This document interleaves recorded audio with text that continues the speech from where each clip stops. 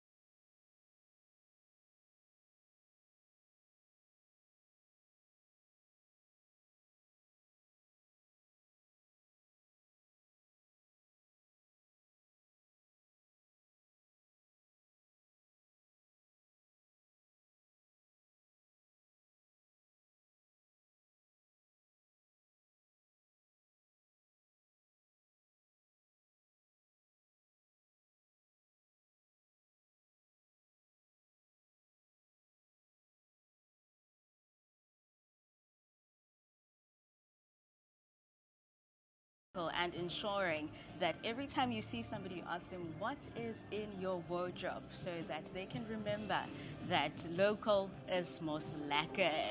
Now, to continue the conversation then, I want us to look at whether there is enough support in terms of government and obviously now the fashion industry. So is there collaboration, or is that line of communication there and healthy when it comes to support from the ministry to the fashion designers and the fashion industry as a whole? Silo. I think there is. They've tried. Well, I know I've benefited from it, so Okay. it's there. Yes. It's just about it being put out there more. More awareness. More awareness, Okay. because I don't think a lot of designers are aware that there is funding, there is assistance with a lot of things like machinery, showcasing overseas. Yeah. Anything that you want to start up, and there is assistance with it. The bells are ringing, and that says members should start going inside. Tammy, let's see who are the last few guests that we can get on the red carpet and see what awesome outfits they have on.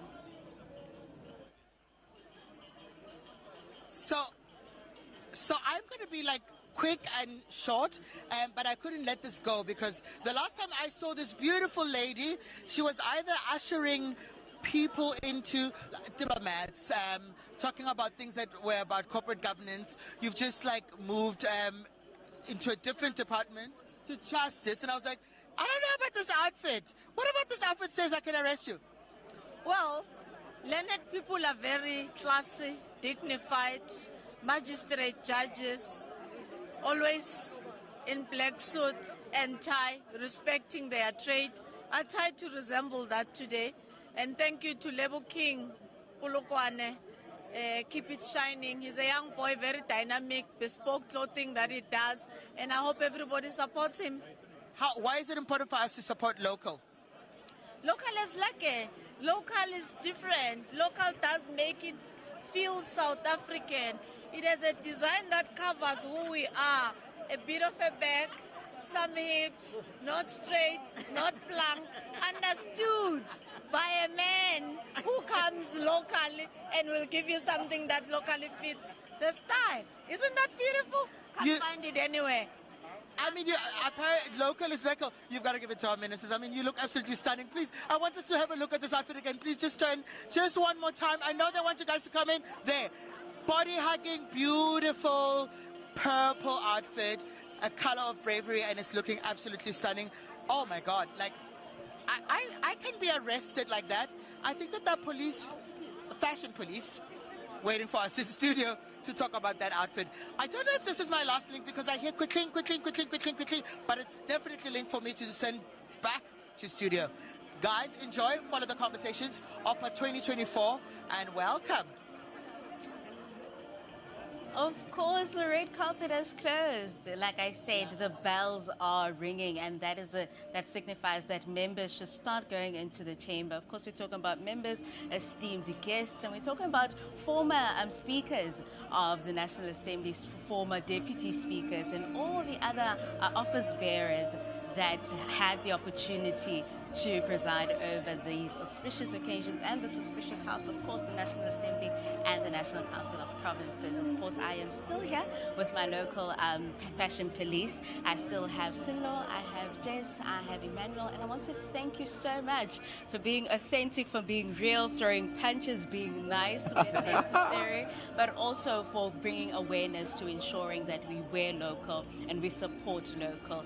Any last messages from you, Silo, just briefly? Let's start buying local. Yes. And respecting the craft. Yeah, that's all. Buy local, respect the craft. Yeah. Jess? Yeah, I just want to say that if the international brands are anything to go by, and if you're using them as an example, I mean, those are huge conglomerates. It would be nice for our fashion industries to move out of small to medium enterprise. And if the conglomerates are anything to go by, it's something that works. So let's get to conglomerate stage. Emmanuel? Yeah. Mine, I am a member of the media. I am an editor. My job is really just to reflect South Africa and South Africans, and just to say, you guys are amazing. Keep at it. Whatever you're doing, buy local. And to these two wonderful designers over here, and this one who I'm wearing. Yes. I love you guys, and just keep at it. Thank you. Thank you. Thank you so much.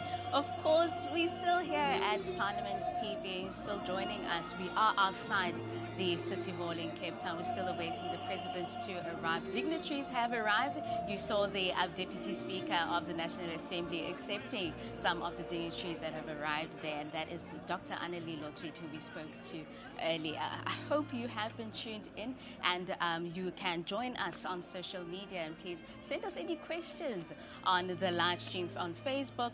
Of course, you can also visit parliament.gov.za for more information. Of course, you can also go onto YouTube and watch this if you're not at home watching on DSTV channel 408. This is Parliament TV. Stay tuned.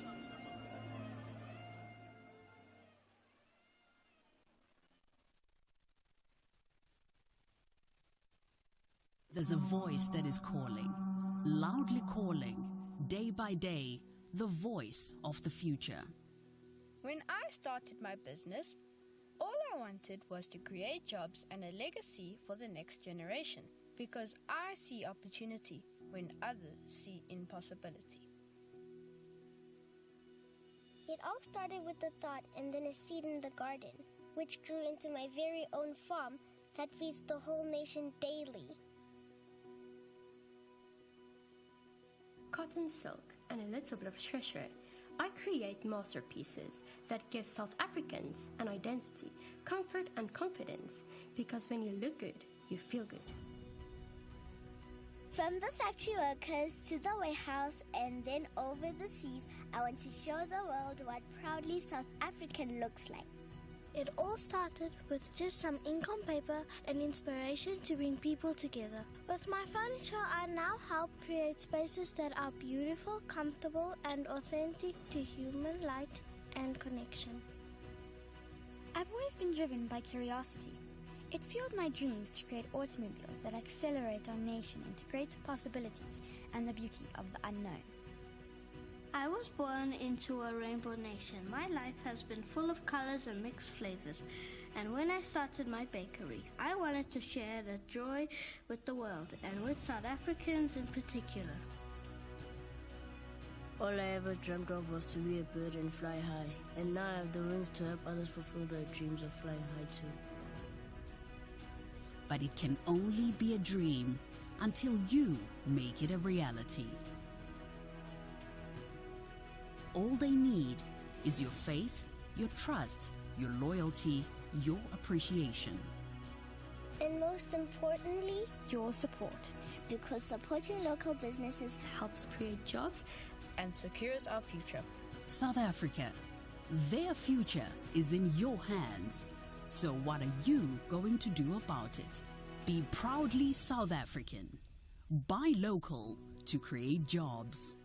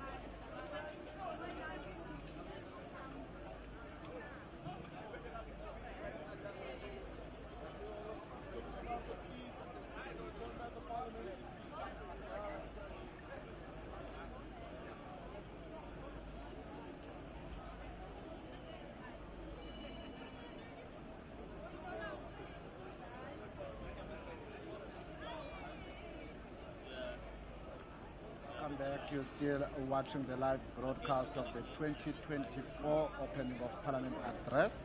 We are coming to you live on DSTV channel 408. And the red carpet has just closed. As you can see there, we are at the Cape Town City Hall, and we're expecting the President to talk, to address the nation in the next few minutes. And as you can see there on the road, some of the dignitaries are arriving to grace this event that will be taking place at 7 o'clock this evening. So those are some of the dignitaries arriving and will be making their way into the chamber. We're still expecting a number of dignitaries to make their way in. So that is what is currently happening in Cape Town. As you can see on your screen, the weather has given us a break. The rain is gone. Cape Town is warm. As you can see right there, a little bit of sunshine. That is the Cape Town City Wall. And you'll see there the balcony where the former President Nelson Mandela stood when he addressed the nation in February 1990 upon his release from prison. And this is where today the address will be taking place. And safe to say that the person that held the microphone when President Nelson Mandela was addressing the nation back in 1990 will be addressing the nation today. As you can see there, that is the National Assembly chamber where members are settling in. They can see the chairs are almost full, so which means the members are ready, shaking hands there. Your Minister of Sports, Arts and Culture, Mr. Katie Mackenzie, on your screen. A number of MPs, as you can see there. If I can just explain to a viewer at home, those that are seated, as you can see, those are all members of Parliament that will be listening to the President today. We do have guests as well, but they will be seated in the gallery that is reserved for the guests. So that is the Deputy Speaker, Ms. Annelien Lottrit, right there on your screen, newly elected Deputy Speaker, and as you can see, the Minister there, Minister Mantashe. So Mr. John Stazen also. But I'm not alone here in studio. I'm joined by a member of the South African National Defence Force, Colonel Asakhai. Colonel Asakhai, good afternoon and welcome to Parliament TV. Good afternoon and thank you for having me. Yes, if you can just, for the benefit of the viewer at home, if you can just give them your full introduction of yourself. Okay, I am Lieutenant Colonel Cyril Asakhai. I'm from Pretoria, and I'm from the SA Army headquarters where I'm currently working. And my role here today is I'm representing the Army as a liaison officer. And how long have you been involved with these kind of events that are taking place at Parliament? It's the first time that I'm involved in this occasion, and I'm very delighted to be here. Wonderful. So share with us how many of the ASNDF units are participating in today's opening of Parliament Address.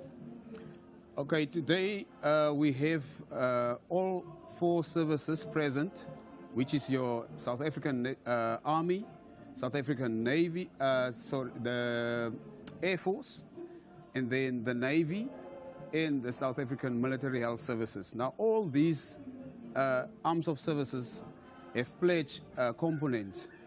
And these components we call in our military terms companies.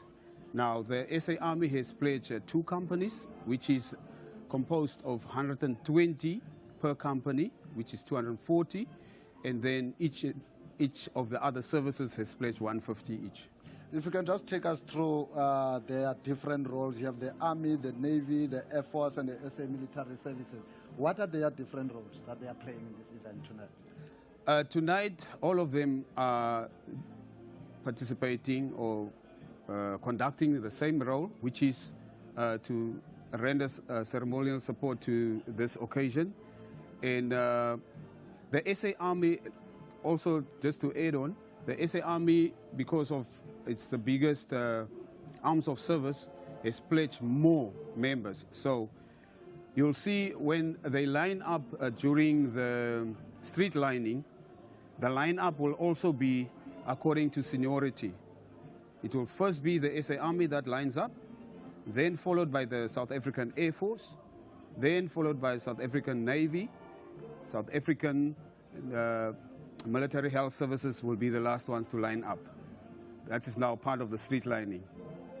And what are some of the activities that you expect? Previously, you would have said, like, for instance, right now we have a band, which I believe is from the Army, that has been playing for almost the better part of the afternoon. So what can you expect to see when all those activities by the SAN Defence Force start? So for the viewer at home to prepare themselves, what can they expect to see first? During the lineup, these components will be led into their positions by different bands, which will be band from the ASB Limpopo is one of them. We have band from ASB KZN. We have the military band from the Western Cape. We have the military band from ASB Bloemfontein. So they will basically bring in the members into position to line up. And for those who've just joined us, we're speaking to Colonel Asechai of the South African National Defence Force, explaining the role of the Army into today's event. Colonel, I see you looking all beautiful with different colors, badges and all that. Just for the benefit of those sitting at home and watching that have interest in joining the SAN Defence, can you take us through the badges that I see on your jacket? Yes. The badges that you see here, these are my ceremonial medals. Now, these medals, they symbolize different, how can I put? Okay, let me just put it bluntly. As we progress, when you join the military, you get a service medal when you complete 2 years in the military. And this is the first one. Then the second one you get when you deploy externally. Then the third one we received when the forces were integrating in 1994. It's called the Unitas Medal. And then the fourth one is my 10-year medal. When you complete 10 years in the military, you receive a medal. And as you can see, the clasp on top, because of space, they decided to put a clasp. That represents now my 20-year service. Now, when I complete 30 years, which I have already completed, I will receive another clasp on top of this one. And then this one is the old 20-year medal from the old South African Defence Force, not the National Defence Force. And then the last one is if you have completed a mission with the United Nations, you receive a medal. And then this side, this is...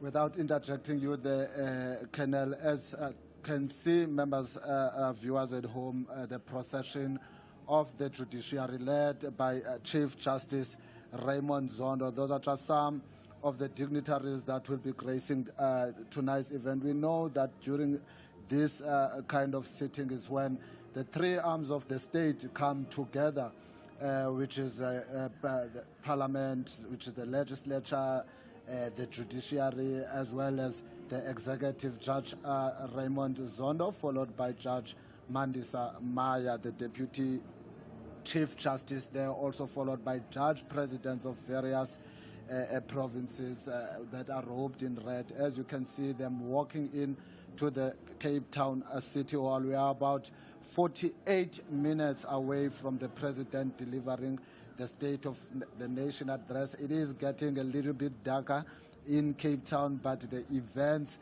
that have brought us here today will continue and will happen as they are planned. Some of the members walking in the red carpet, walking into the city hall. I think those are some of the members that have just arrived now. And as you can see, can you take us through what is happening right there on the screen, Colonel? What you see right now. All right, I said those visuals went away, but as I was explaining earlier, you can see the premiers of various provinces there, led by Premier Oscar Mabuyane. There's Premier Zamani Soul from the Northern Cape, and right at the back is Premier Alan Winder from the Western Cape Legislature. As I've said, the number of dignitaries walking in, this could only be an indication that we are close to the beginning of the event. Colonel, if you can just take us through that band, introduce the band and take us through those proceedings. There you see this is the ceremonial, national ceremonial band, which is from the ceremonial guard, and they are the band that's going to line up for the President's General Salute, national salute. So. I believe that as they are walking there, they are preparing for the line-up, because you've mentioned 240. So for now, I've just seen like a small number on the screen. Are we still expecting to see those 240 members marching into Parliament, coming to give their salute as the President is getting ready to deliver? Yes, the members that you've seen there are called the step guards. Those are the guards that usually, if we go to the old Parliament, remember there were steps. They were the guards that will line up there on the steps, and they are from different arms of services. That's your Air Force, Navy, the SA Army, and the Military Health Services. Those are where the step guards. What you see there is our National Ceremonial Guard band that is leading the guard. So they are leading the procession. Yeah, look, they are the different bands that are present who are leading the street lining. Those are the bands from the different provinces, as I've mentioned. Now the ceremonial band is leading the ceremonial guard to the precincts here in front of... Can you explain the difference in their dressing code? You see the ones in front are dressed in red, which is the ceremonial guard, and the ones at the back actually dressed on a different color. What is the difference there? What you see there is the band will be dressed in that attire, the orange. And then the guard itself is the ones that are dressed in that green with black pants. And this band, how is it then different from the one that has been playing the whole day? There's one that, as you can see, that is dressed in blue. Yes. The one right behind us, the ones that have been playing the rest, like the better part of yes. the afternoon. How are they then different from this band? The difference is the band that was entertaining the members here in front of Parliament is your... The choir? No, it's not a choir. It's what they call it. It's actually the music band, the guys that are playing, because they have vocals. You see, that's a vocal band, and these ones are strictly for ceremonial purposes. So, just take us through. You can see that they are marching. Someone is giving instructions, and what is currently happening there? What's happening now? The ceremonial guard is lining up, and there you have warrant officer who is in charge, who's giving commands, who's lining them up. It's a warrant officer from the ceremonial guard. Now they are lining up. There you have the warrant officer who's doing that now, holding the pay stick. What you see there, she's holding a pay stick. She's lining up the guards so that she's actually preparing them for the national salute that they're going to give to the president. Oh, so those are the ones that will be giving the national salute to the president. So they are yes. being lined up currently, getting prepared and getting ready. I know the army is very strict when it comes to certain protocols. Yes. So you can see that they are way on time, as we are now almost 40 minutes before the president addressed the nation. And for those who are just joined in, you are watching the live broadcast of Parliament TV. We are coming to you live on DSTV channel 408. Indeed, it is the 2024 opening of Parliament address, which we expect the president to deliver at 7. As you can see, that the members of the ceremonial guard, they've now lined up, and those are the people that will be giving salute to the president. Now, Colonel, how long does it take to put this together? You know, this is a culmination of thorough planning of months. And I must also acknowledge Major General Mkhize is the lead in this whole planning. Now, what happened is we received an order from the South African National Defence Force Commander to the arms of services to prepare for the ceremony.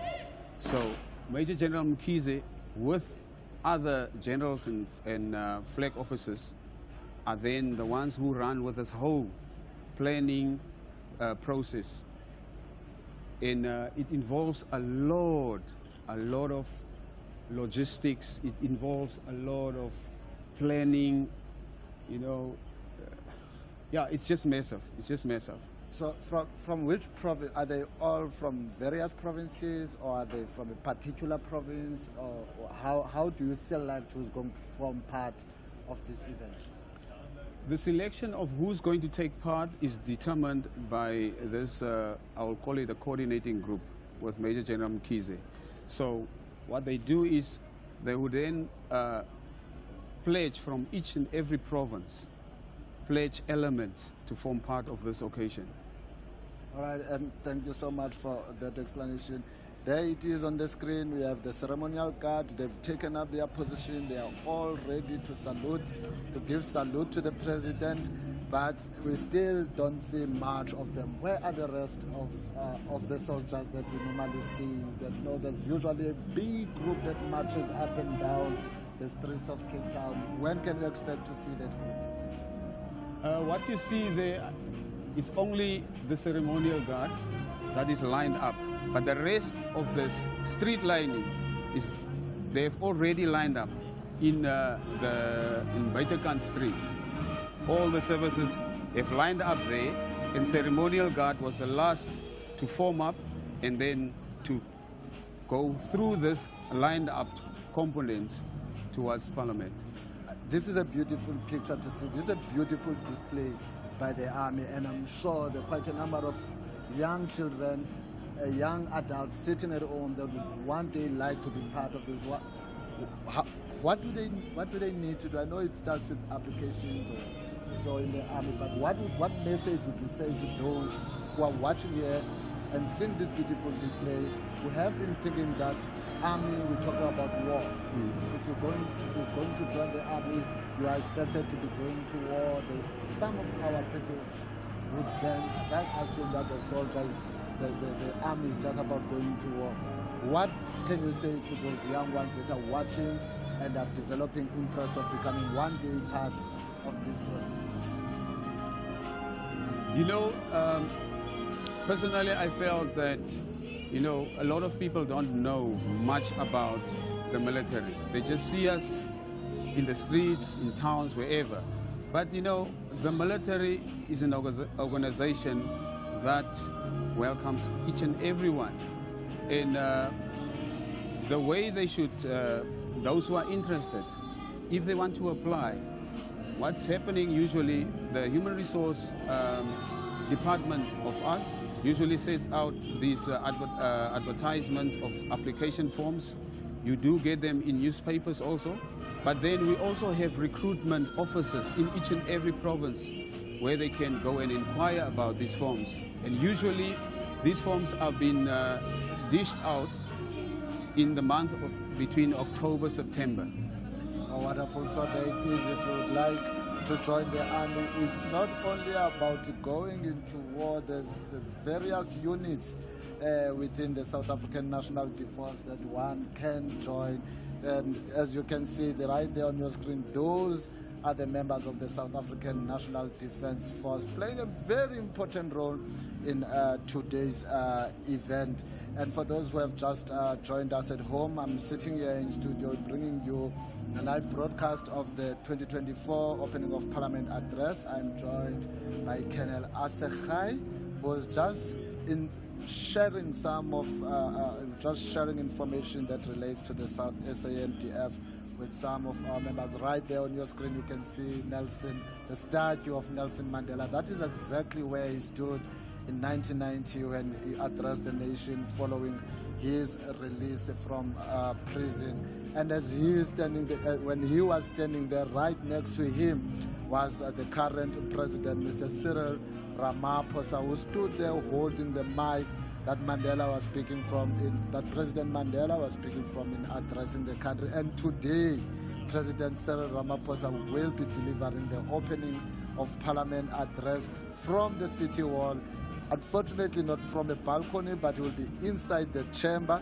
That is where we showed you earlier, where members of Parliament were getting ready for tonight's event. So for those of you who have just joined us, we are at Parliament of RSA on all social media platforms, at Parliament of RSA. Colonel, right there is still the choir that is now entertaining. Back again, you can see everyone is standing still. What is happening? Are they waiting now for the president to come? Or what is happening? Why is suddenly everything is standing still there? As you can see now, the way they are waiting in position, they're waiting now for the principals to arrive, which is our deputy president and our president. Right, and obviously the president being the chief in commander of the army. So basically they're waiting for their boss. Yes, we can put it that way. And what are some of the activities that you can expect to see as the day progresses, but before the minister, for the president and president? What are some of the activities? What will follow from here? We see those ministers. But normally we know there are some activities that take place, whether it's the national anthem. Can you take us through those processes? Okay, what you see now is as the guards are lined up, when the deputy president comes, they will come to attention, and then the deputy president will be escorted by our military police on their motorcycles, and then after him will be also the motorcade of the president that will be coming in with motorcycles, and you will see the difference. The deputy president is having 10 motorcycles that are escorting him, and then the president is having 18. All right, so the president has his own team that escorts him, which is different from the team that will be escorting the deputy president. That's correct, yes. And then just explain the role of the military police. We've spoken about these various other units, but just tell us briefly about the military police and what is their role, not just in tonight's event, but in the military generally. The role of the military police in our units is usually the same like the SAPS. So if you understand, the military itself is an organization that can function on its own. So we have our military police, we have social workers, and the list go on. But the military police is there to do escort duties, to do disciplinary. When there's some guys who are misbehaving, they get locked up. Our military police is there to also do the precincts of the military, law and order there. So yeah, their role is similar to South African National Police Services.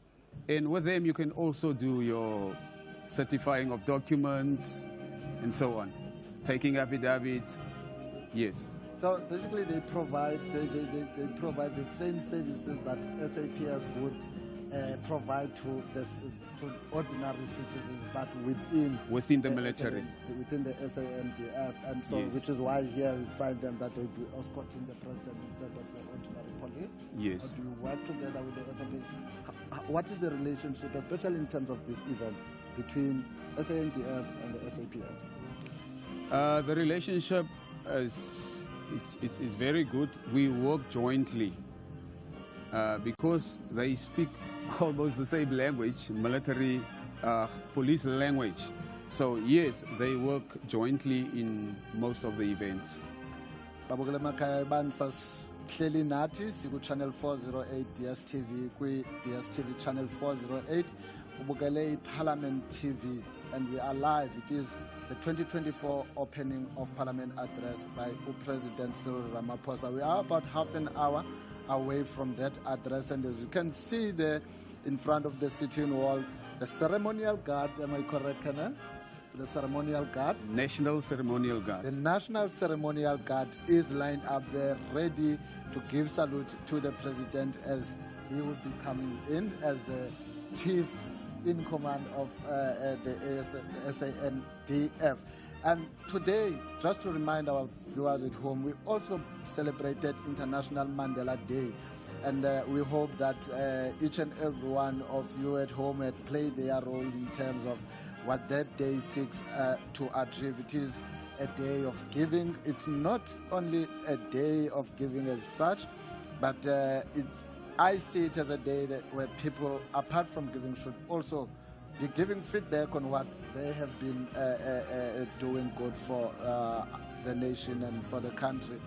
How do you normally celebrate this day in the SANDF? What we normally do on this day, prior to the day itself, we reach out to communities. We go there, we see how can we assist them. Then we come back, and then within our environments, we decide to pledge something to that community. Sometimes we go and we paint a school, sometimes we paint orphanages, or sometimes we buy whatever we deem fit to give to these different organizations or orphanages and so on. So this day we also we're very involved in giving to the needy. That's 67 minutes. We also do our 67 minutes on this Mandela Day. Wonderful, Kenel. Just to take our viewers through what to expect, because we're expecting the arrival of the Deputy Speaker of the National Assembly, the Deputy Chairperson of the National Council of Provinces, as well as the Secretary to the National Assembly, Mr. Kaso, who will be conducting them from the holding room and then to the point of arrival in Darling Street to receive the Deputy President. And following that would be the Imbongi, would arrive at the entrance of the chamber and would await the arrival of the President of the Republic of South Africa. Then after the Imbongi, at around 18:35, would expect the Deputy President, Mr. Paul Mashatile and Ms. Mashatile, to arrive at the VVIP entrance in Darling Street. Darling Street is the street that you see now where those National Ceremonial Guard are lining up. That is Darling Street in Cape Town, right in front of the City Hall. And the Deputy President is to be met by the Deputy Speaker of the National Assembly, the Deputy Chairperson of the National Council of Provinces, as well as the Secretary to the National Assembly, Mr. Kaso. And from there, the Deputy President, the Deputy Speaker of the National Assembly will then proceed to the chamber. So that is what you can expect to see before the arrival of the President. But there we are, our viewers at home, right in front of the City Hall with the National Ceremonial Guard looking at the statue of their Chief in Commander. Are they allowed to salute that statue, Kenel? No. No. Why would that be, Kenel? That is a statue of Nelson Mandela, their former Chief in Command. Yes. Unfortunately, we don't salute statues. That was just on a lighter note, Kenel. So we see those members that are standing there, the members of the National Ceremonial Guard. So we're waiting for the VVIPs, waiting for the Deputy President to come in. They are here to come in, waiting for the President, who will still come in at a later stage. And we're not the only ones that are waiting. If you are sitting at home and waiting, we also have those members of Parliament that are seated in the chamber, having their little chats whilst they are also waiting for the President. As you can see there on your screen, Mr. John Steenhuisen, the Minister of Agriculture, and there's Mr. Malema and Mr. Floyd Shivambu, the President and the Deputy President of the Economic Freedom Fighters. All the members seated there waiting for the President to speak to them, waiting for the President to outline government's plans and programs for the next 5 years. And we do know that in February next year, when the President delivers his State of the Nation address, he will then be providing an update to the nation on the programs of government, and also will be outlining the programs for that for the financial year, which is 2025. So just to explain it briefly to the viewer at home, today it is an opening of Parliament address. It is not the State of the Nation address. The State of the Nation address only takes place in February of each year. It's an annual event where the President, as I've earlier said, outlines the programs of government and also give feedback to what has happened. We see the motorcade coming in Colonel, is that now the military police that we're talking about who are escorting likely the deputy president coming through? Yes, that's the military police that's escorting the deputy president. And you can see their formation. Their formation is the leader is in front, which is their commander, and then they peel off, meaning their task has been done now, and then the principal's vehicle is moving.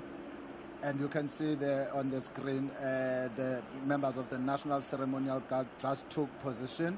We'll see now who is arriving. They're expecting the deputy president to be getting out of that car. We saw the escort leaving, which means, did that mean they are done with their job for a day? Yes, they are done for the day. All right, so there we see now who will be coming out of there, and as I've already indicated earlier, that would be Mr. Mashatile, the deputy president, and Ms. Mashatile. Who've just made their way in, and as they are welcomed there by the Deputy Speaker of the National Assembly, Dr. Annelien Lothriet, and you can see the Deputy Chairperson of the National Council of Provinces, Mr. Les Govender. I had an interesting interview with him earlier this morning, and right next to Mr. Govender is the Secretary to the National Council of Provinces, Advocate Pindela. So the deputy president has arrived. So we're sitting here and we're waiting for the arrival of the president. We saw how the deputy president made his entry. Oh, there he is walking now as he's making his way in, and you can see those members of the National Ceremonial Guard standing still. Why is everyone standing still there in that SANDF uniform, Colonel? This is part of our drill. Now, a drill in the military is the way you should behave. And what would happen if one of the members started moving whilst all the others are standing still? It's very rare that it will happen, because before this can unfold, there's a lot of rehearsal that's going through this whole proceeding. So these guys are well rehearsed. That's great to hear. Thank you so much. And yes, viewers, you've seen the Deputy President making his way in together with Mrs. Mashatile. They should have been made their way inside the chamber now. And as things stand, we are 25 minutes away from the address by the President when he will deliver the opening, the official opening of Parliament address. Today, Parliament officially opens. One might wonder, why is it an opening today, whereas Parliament has had sittings, they've elected the presiding officers, and the Speaker's work of Parliament has to continue, has to go. And remember, this Parliament serves the people of South Africa. Hence, today will then be said to be the official opening of Parliament, which is why the President will be addressing the nation. And those members at the back, Colonel Dressing, they're still members of the National Ceremonial Guard. Yes, the members that you see at the back there is the ceremonial band, National Ceremonial Band. Those are the members that are going to play the national anthem when the President takes a salute, national salute from the ceremonial guard. So we have the National Ceremonial Guard and the National Ceremonial Band, which are two different groupings. It's two different groupings, but they are from the same unit. And in you can Pretoria. see there in the house, greetings are taking place there with the Deputy Chairperson of the NCOP greeting Minister Mantashe. And right next to that, Minister Mantashe is Minister Muchecha, the Minister, that's your Minister. Oh, yes, yes. The Minister of Defense. How has the department received the Minister's appointment? We have received her very well, and we're looking forward to work with her. All right, and right behind the Minister of the Defense was the Minister of Energy and Electricity, and there is the Deputy President, Mr. Paul Mashatile, chatting there with the Chief Whip, Mr. Ntuli, right next to him, and behind Mr. Ntuli is the Minister Matrodina right there, the former Chief Whip of the National Assembly, and on her right is Ms. Stella Ndabeni-Abraham, the Minister of Small Business. We are still awaiting for the President. You can see there inside the chamber, they are eagerly waiting. I think the hopes are high now that members have seen the Deputy President. There he is on your screen, sitting next to Ms. Doris Lago, the member of the African National Congress. They have sharing a chat, little joke that they are sharing there. But yeah, we have all the members waiting patiently for the President to arrive, and then those proceedings. Once the President arrives, what will happen? Once the President's motorcade arrives, the commander of this guard, who's Colonel Masilela, will give them the order for the guards to come to attention, and then she will then take a salute to the President, and then the President will then be met by the two aide-de-camps after he has got out of his vehicle, who will then marshal him to the podium. Then I don't know whether the First Lady will also be there, but usually the First Lady is also there with the President taking the national salute. Yes, the President will be arriving with the First Lady, Dr. Matsuki. Yes. So he will be then on the podium, where he will then take the national salute from the National Ceremonial Guard. And then simultaneously, the 21-gun salute will also then go off. All right, as we wait for the President to arrive there, I'm sitting with Colonel Asekhai of the South African National Defence Force, taking through to some of those activities that you see there, which Tembingosi would not be able to give you a full detail of, which is why we're grateful to have Colonel Asekhai with us here. You see, Deputy President has walked in, so we are waiting the President of the Republic, who will be welcomed by the Speaker of the National Assembly and the Chairperson of the National Council of Provinces, and then will be conducted by Mr. Mandel, who will receive the President, and the Secretary to Parliament will also be in attendance. As we would have seen earlier, when the Deputy President arrived, he was greeted by the Deputy Speaker, the Deputy Chairperson of the National Council of Provinces, as well as the Secretary to the National Council of Provinces. As a deputy, he was received by the Deputy. Now wait for the Speaker and the Chairperson of the National Council of Provinces, who will receive the President when he arrives. And as Mr. Asekhai has explained, the President will also arrive on an escort. He will be led by the military police, yes, who will then follow the same process that was followed with the Deputy President as they're getting closer to the City Hall, and then will make their way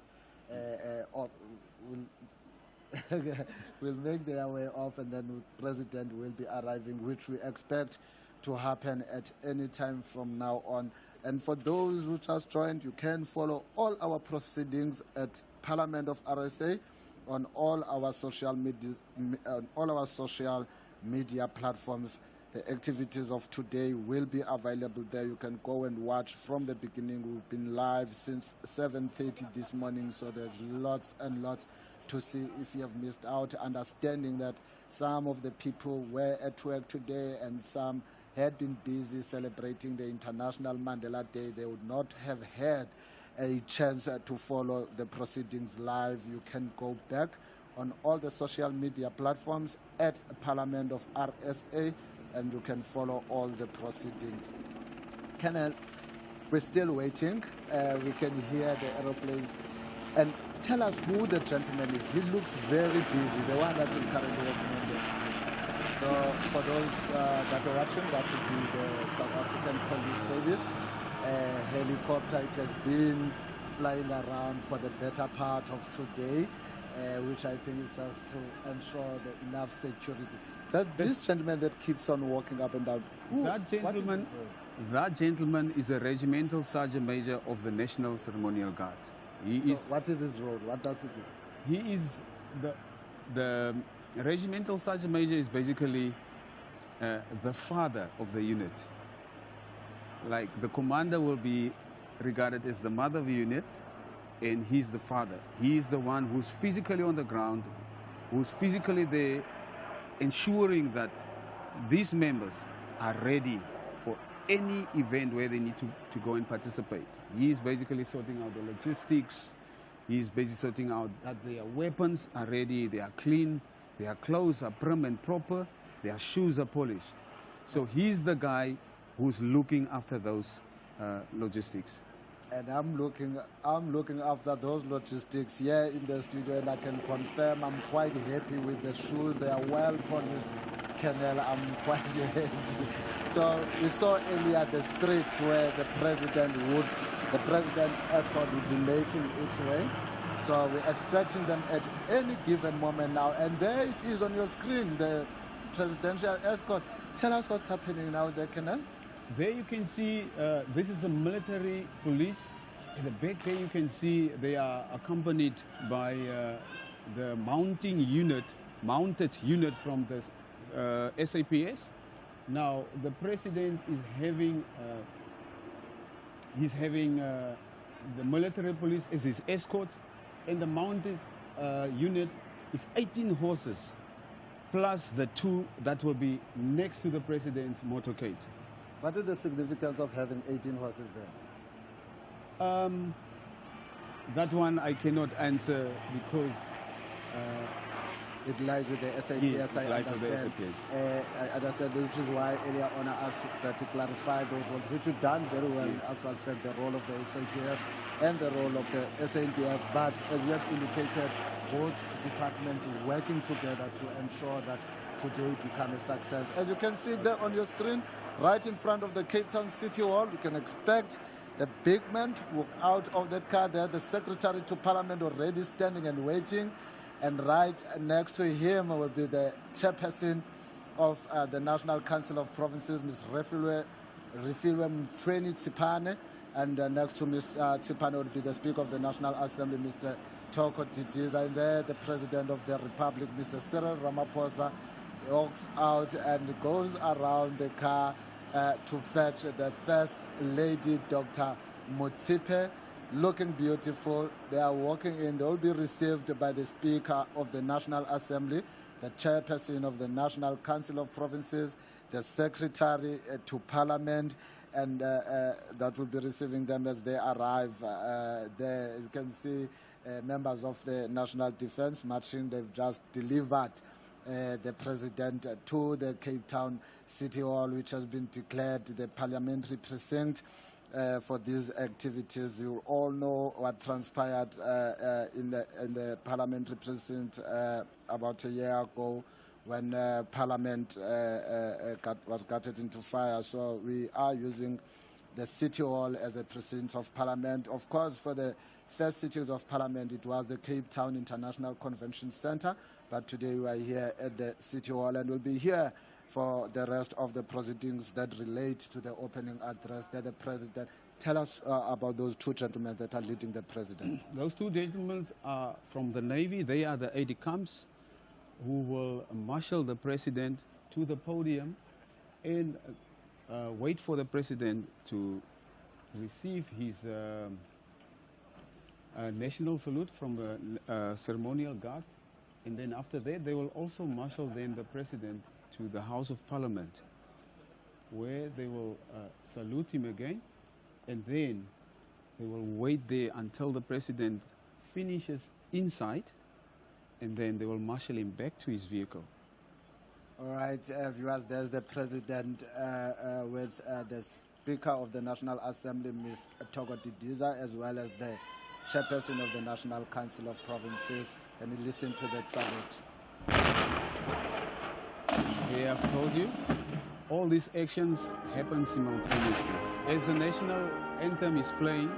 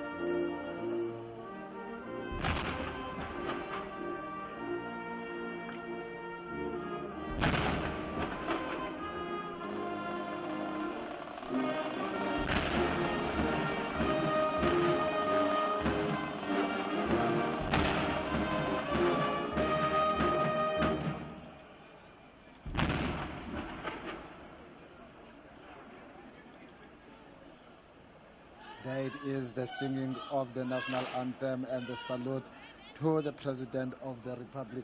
Colonel, I've always wondered what is being used there, because I could feel the studio was vibrating as those shots were going off. What is being used there? The guns that have been used there, we call them the G1 guns. Those are artillery pieces that we have dedicated to ceremonial events, whether being opening of parliament or receiving head of states from other countries. So we're using those guns. But there's nothing coming out there. No, there's nothing deadly that comes out of there. Because I could hear sounds like the strange sounds, the studio was vibrating. It's something that I hear every year, but I've always just wanted to know. I'm sure I'm not the only one. I'm sure the viewers at home had also wanted to know what is it. But thank you for explaining that. As you can see there on the screen, the salute is done. Now I take it that the salute is done now, Colonel? That's correct. The President has now received his salute from the guard, and the President has made his way into the House of Parliament, so the guard is going to withdraw. So everyone now that has been part of it, they're going to withdraw. Are they going back to their respective camps or military bases, or are they still going to be around the precinct? They are now done. So they are going now back to the castle? To the castle, yes. All right, so we're 9 minutes away from the President delivering his State of the Nation address. You've seen the national salute, ceremonial guard saluting the President. You've heard the national ceremonial band playing Kosisikelela as the gun salute was happening, as we are indicating that these happen simultaneously. So what we can expect now are the processes inside of the National Assembly, wherein the Sergeant at Arms will then usher in. But we're also expecting to hear from Mbongi that we heard here earlier on, as those members of the South African National Defence Force are withdrawing. They are now marching to the Castle of Good Hope, which is located just about a minute away from here. So it's not going to be a long march for them. Couldn't you have used another base where we'll see our soldiers maybe marching from Simonstown to Cape Town, so that we can know that we are safe, because as I was saying earlier, we don't see any wars happening, especially that involve our country. So there's always been questions there on what are our soldiers really doing. So what then happens with those guys after today's event? After today's event, all members involved will be returning to their units. We call them mother units. It's where they belong. So at their mother units, they will continue with normal routine. Sometimes the commander will use his own discretion and say to them, guys, you might take a few days off. Oh, that's what I wish I could.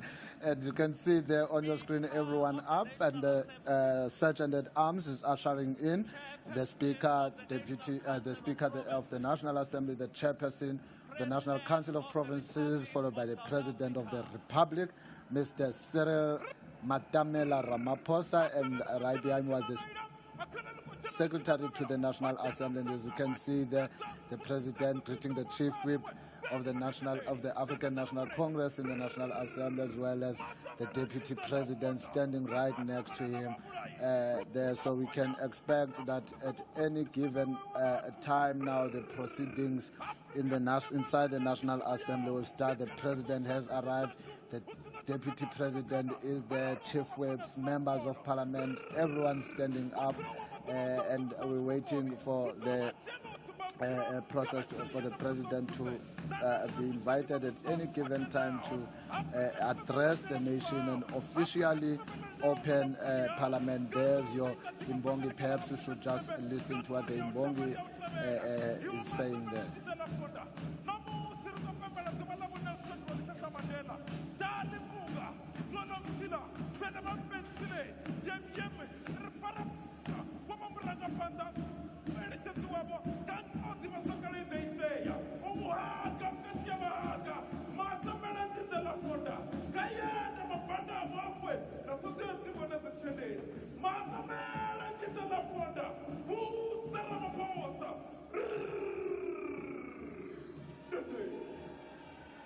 That is Lutendo Mugagadeli. He is an Imbongi for this year's event.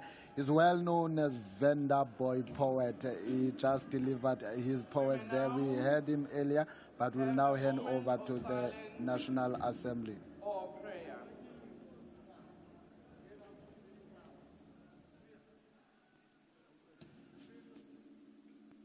May we be seated.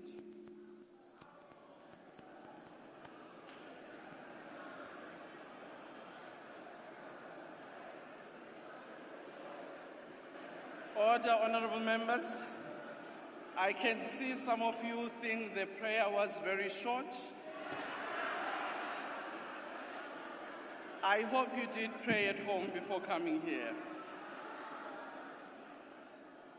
Honorable members, the President has called this joint sitting of the National Assembly and the National Council of Provinces in terms of Section 84, subsection 2D of the Constitution of the Republic of South Africa, read with Joint Rule 14 to deliver the opening of Parliament address.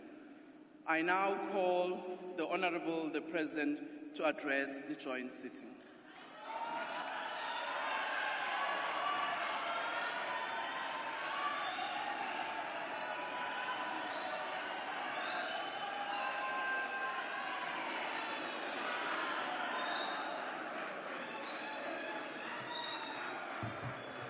Thank you. Let's be seated, please.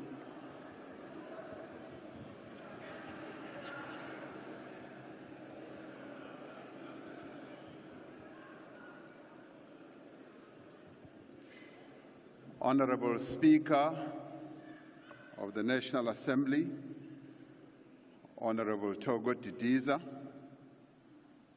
Chairperson of the National Council of Provinces, Honorable Refilwe Mtsweni-Tsipane, Deputy President Paul Mashatile, former President Thabo Mbeki,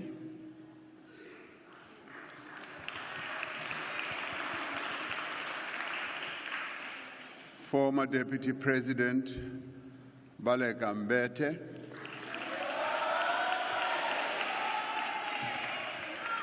former Deputy President Phumzile Mlambo Ngcuka,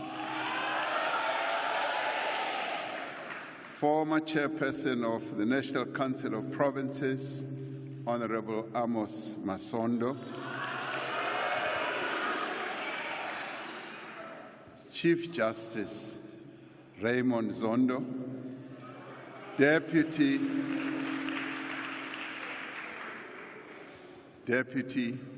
Chief Justice Mandi Samaya, Executive Mayor of Cape Town, Mr. Gordon Lewis, the various heads of institutions supporting democracy here present, esteemed member of the Order of Inkamanga, Umama Dr. Esther Mahlanga, distinguished guests and eminent persons, members of the Diplomatic Corps, honorable members of Parliament, and fellow South Africans. We gather here this evening in the province of the Western Cape in the sad aftermath of ferocious and unforgiving storms that have caused damage to homes, businesses, and infrastructure, affecting tens of thousands of people across the province. In recent days, we have witnessed runaway fires in KwaZulu-Natal, in which 14 people, including 6 firefighters, lost their lives. The fires also caused destruction of homes, livestock, and grazing fields. I spoke to the 2 premiers of our provinces earlier today, Honorable Ntuli and Honorable Winde, and inform them that the thoughts of South Africans are with all those people who have been subjected to these terrible weather conditions as they work to recover and rebuild their lives. I have asked honorable members, the Speaker of the National Assembly, and the Chairperson of the Council of Provinces to convene this joint sitting to formally open Parliament on a day that is full of meaning and significance in the lives of not only South Africans, but many people around the world. Today we celebrate the birth of the founding father of our nation and democracy, and a global icon of peace, justice, and reconciliation, President Nelson Rolihlahla Mandela.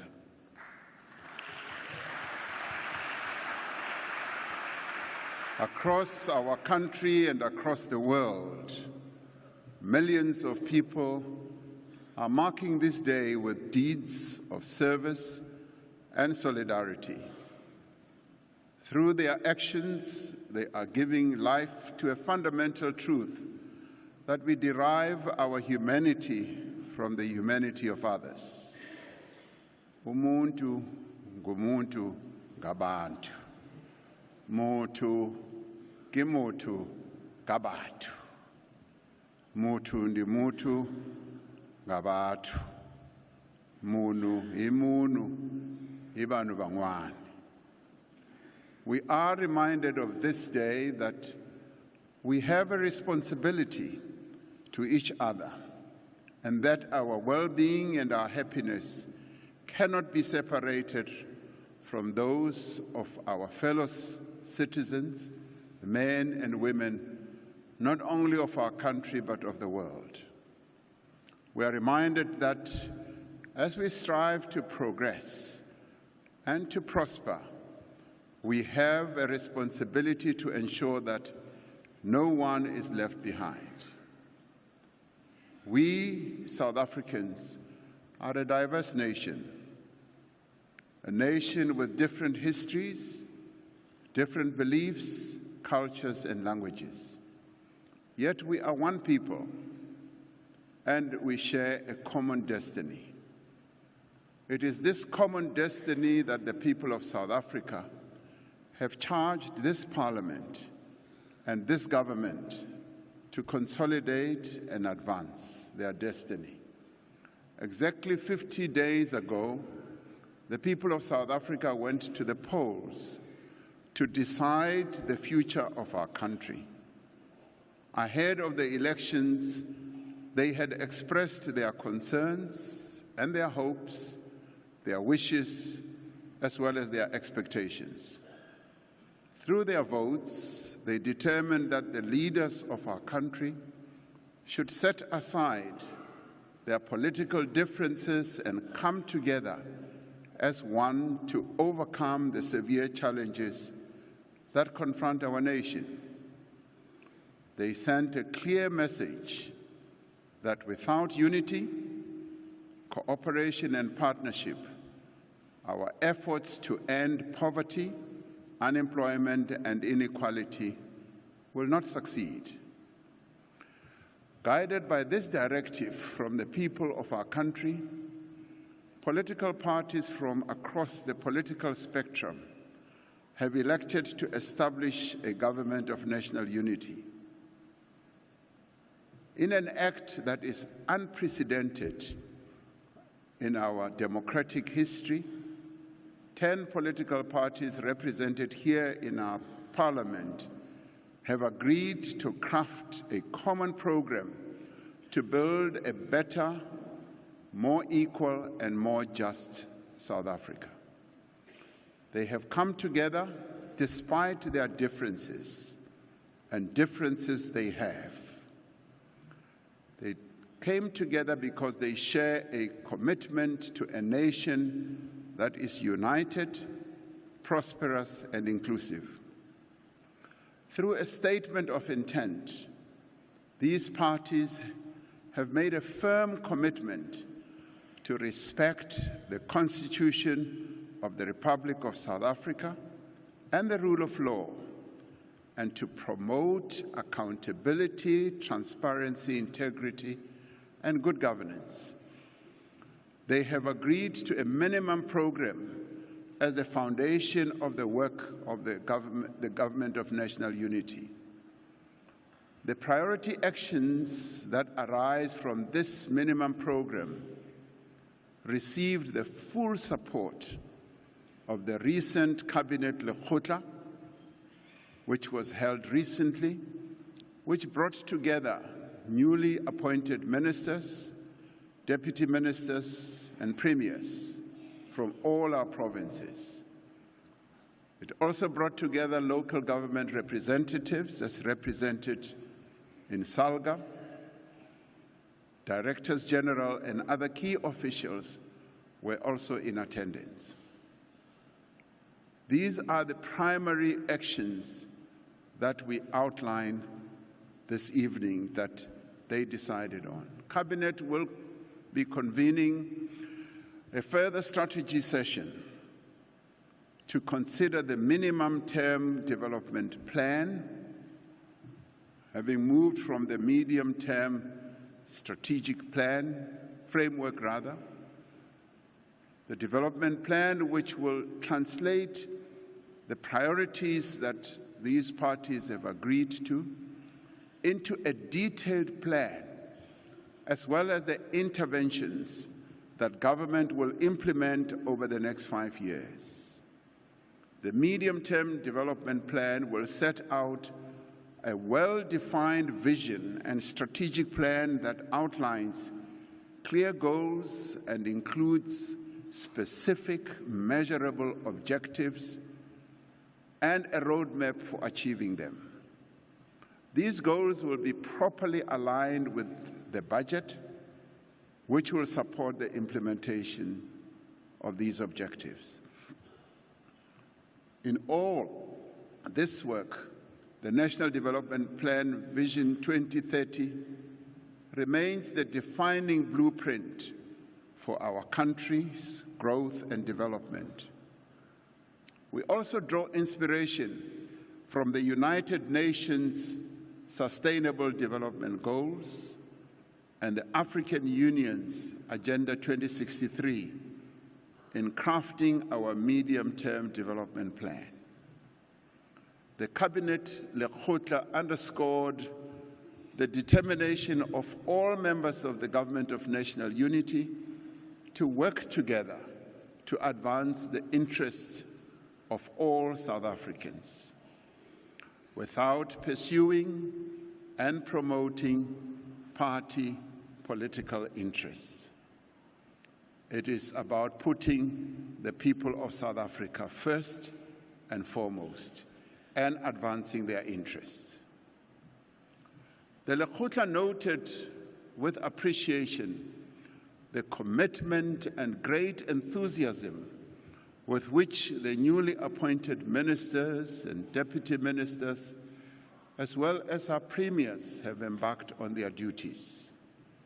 We will have seen many of them going throughout the country, immediately embarking on their tasks and outlining what their plans are. And some with great excitement, and some expressing their joy at having been appointed. And we all should rejoice as we see them.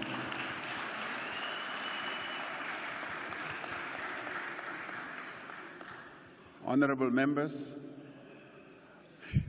despite the achievement of 30 years of democracy and the work undertaken over the last 5 years to rebuild our economy and our society, millions of South Africans remain poor, unemployed, and they live in a highly unequal society.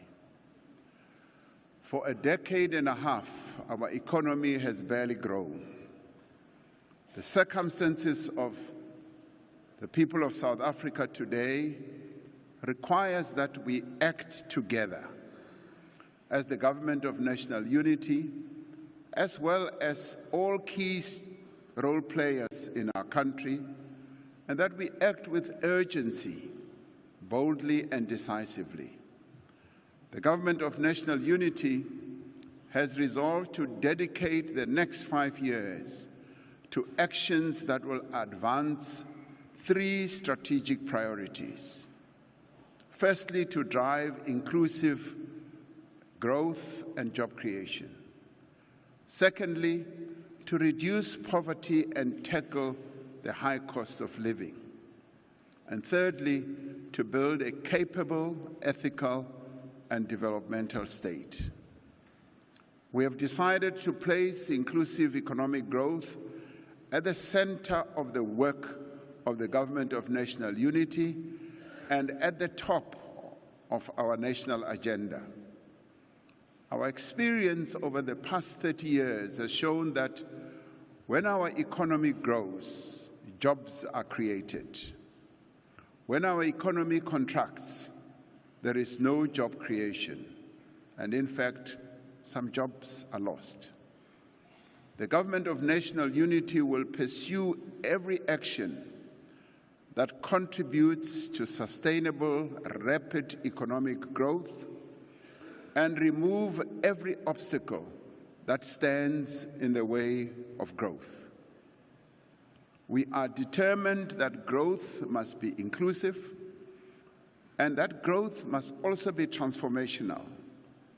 Inclusive growth must drive the redistribution of wealth as well as opportunity. It must support the empowerment of Black South Africans and women and all those who in the past had been relegated to the fringes of our nation's economy.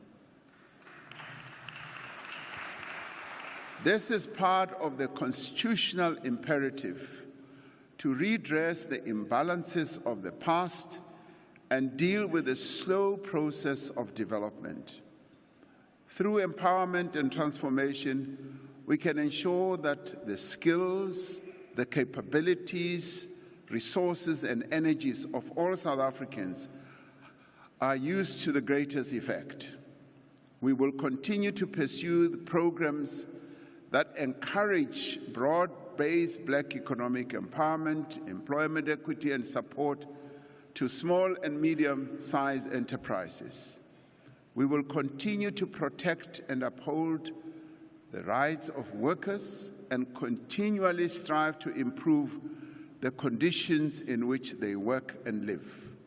Inclusive growth demands that we affirm the position of the women of our country and the young people in the economy of our country. Inclusive growth requires that we remove the social, economic, and cultural and other barriers to the full participation of persons with disabilities and other vulnerable groups in our country. We will support the growth of rural enterprises and invest in public infrastructure in underserviced areas across our land. We will increase funding to land reform, prioritize the transfer of state land, and improve post-settlement support by strengthening the institutional capacity of responsible structures. To achieve rapid, inclusive growth, we will need to fix our struggling municipalities. Growth happens at a local level where our people live and work. Our municipalities must become both the providers of social services and facilitators of inclusive economic growth. They must work to attract investment in their areas. This approach can encourage businesses to expand and create more jobs in municipal areas. Investors are generally attracted to areas that have reliable and modern infrastructure. Simplifying and speeding up planning, and regulatory processes can make it easier for businesses to invest and operate in a municipality, and this often leads to the creation of more and more jobs. As the national government, we have both a constitutional responsibility and a clear electoral mandate to assist municipalities in the effective exercise of their powers as well as their functions. We will ensure that the institutional structure and funding model for local government is fit for purpose and that municipalities are financially and operationally sustainable. Now, this we will do because our municipalities have been raising this over and over again. We will put in place systems to ensure that capable and qualified people are appointed to senior positions in municipalities and ensure independent regulation and oversight. As an immediate priority, we will also bring stability to governance in our metros and restore the delivery of services. Many of our metros have faced huge challenges that need to be attended to. We have already begun with this work. When I visited eThekwini Metro earlier this year, I met with the residents of the city, with local business leaders and municipal officials. They told me that they wanted to work together to build a city that they could be proud of again. We've put in place the eThekwini Presidential Working Group to enhance support from national and provincial government to turn the metro administration around and to fix the problems that they are facing in relation to infrastructure, water, sanitation, and also to focus on attracting new investment. This we shall do because eThekwini or Durban needs to be restored to its former glory, and this we should do. We will extend the same approach to other metropolitan cities that face serious challenges so that our cities can become engines of growth and become dynamic centers of opportunities for our people. In the next 5 years, working together as the government of national unity, drawing on our collective capabilities, we will forge a new inclusive growth path for South Africa by pursuing a massive investment in infrastructure. Significant projects are already underway around the country in areas such as transport, roads, water in the form of building dams, energy, and human settlements. We will massively increase the scale of investments in infrastructure through a more holistic and integrated approach, positioning Infrastructure South Africa as a central institution of coordination and planning.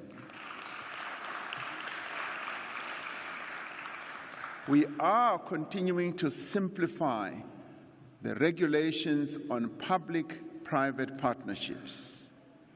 This process had stalled for a number of years, and we are now earnest and focused in simplifying this very way of engendering good infrastructure investment to enable greater investment in both social and economic infrastructure development. From our largest metros to our deepest rural areas, we have a clear intention to turn our country into a construction site.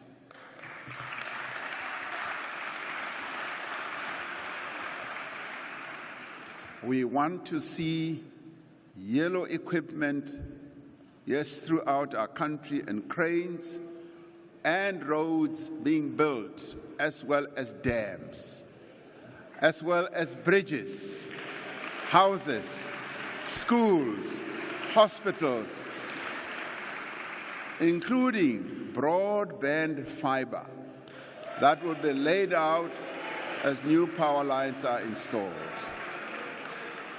We must work to engender a culture of maintenance of public infrastructure and dedicate resources and establish systems to ensure this. Now, the culture of maintaining our infrastructure has declined over a number of years. We build infrastructure facilities and leave the maintenance thereof to a time when they've started to debilitate and collapse. Part of the process must be engendering a culture of maintaining right from the day they have been put in place.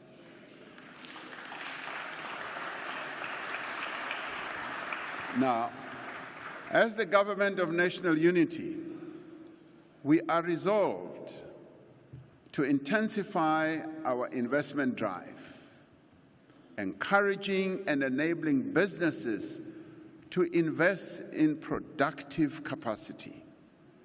These investments will lead to increased employment creation for unemployed South Africans, especially for young people.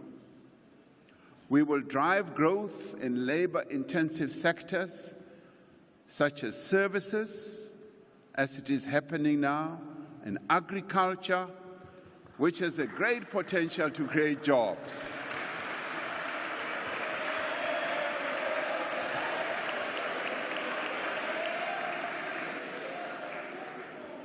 Our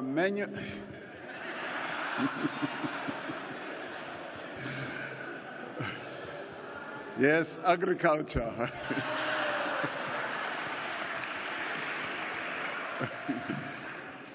Our manufacturing capability has declined over years.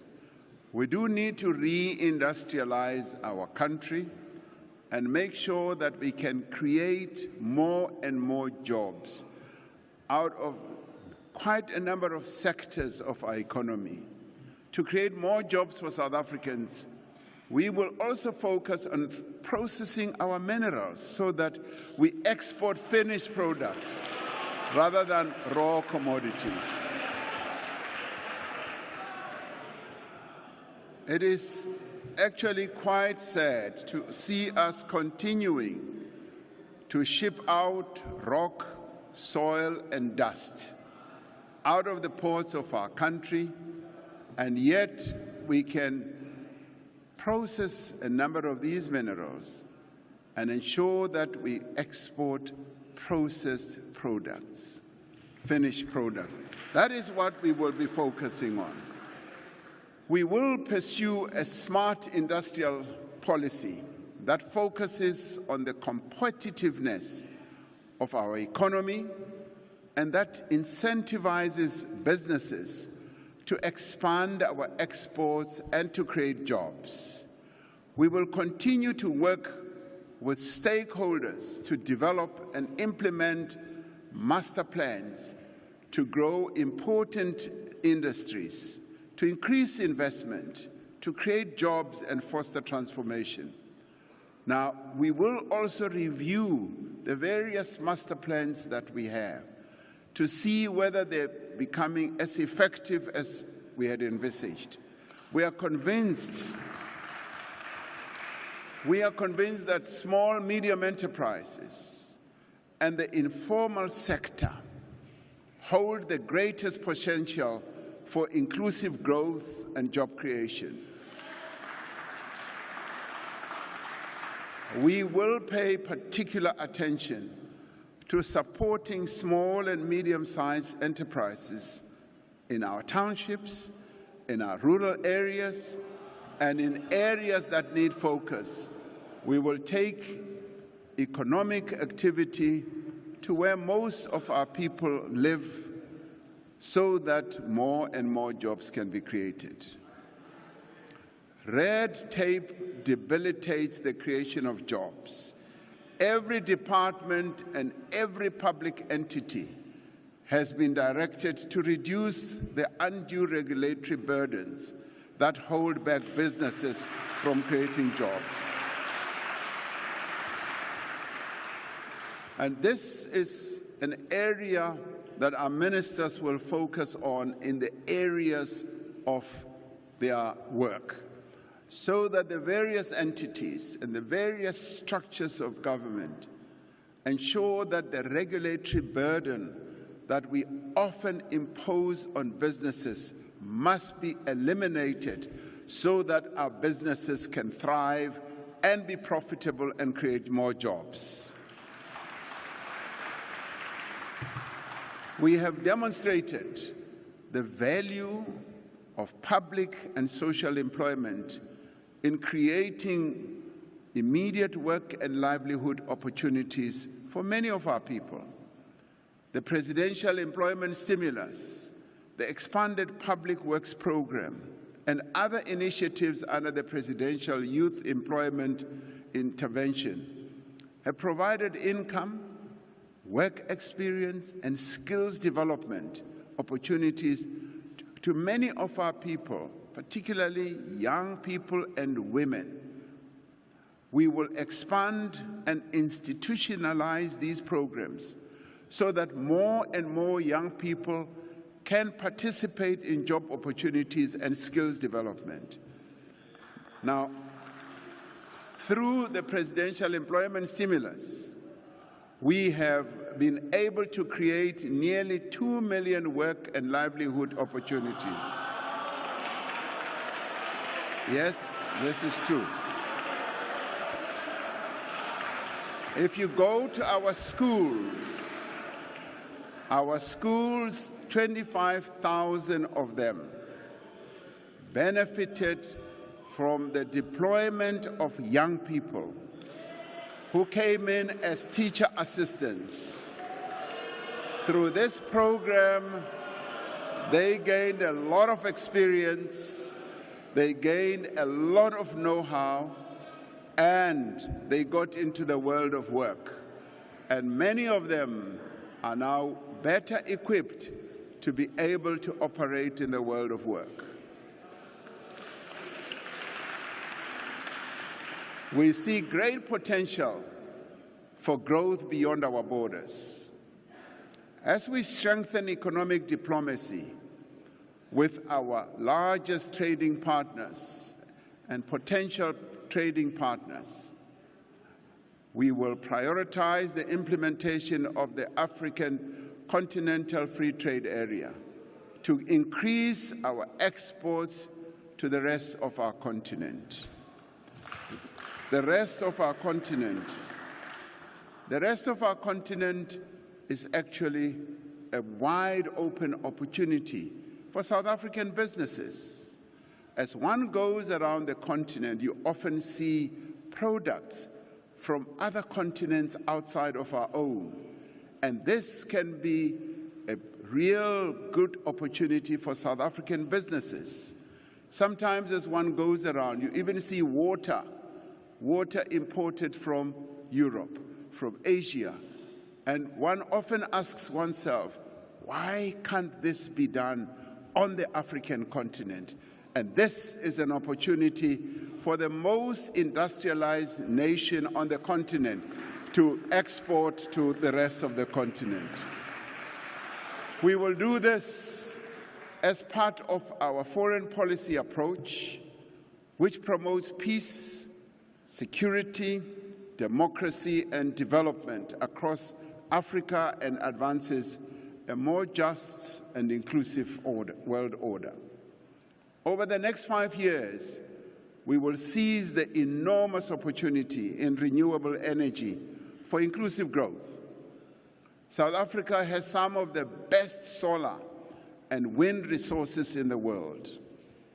As we undertake a just transition towards renewable energy, our country must create a green manufacturing sector centered on the export of green hydrogen and associated products. We must move into electric vehicles and renewable energy components. We have seen, for example, how the Northern Cape has already attracted billions of rands of investment in renewable energy projects. Work is underway to set up a special economic zone in Bochubai to drive investment in green hydrogen energy projects. We have already a huge pipeline of renewable energy projects representing over 22,500 megawatts of new generating capacity, estimated to be worth around 400 billion rand in new investment.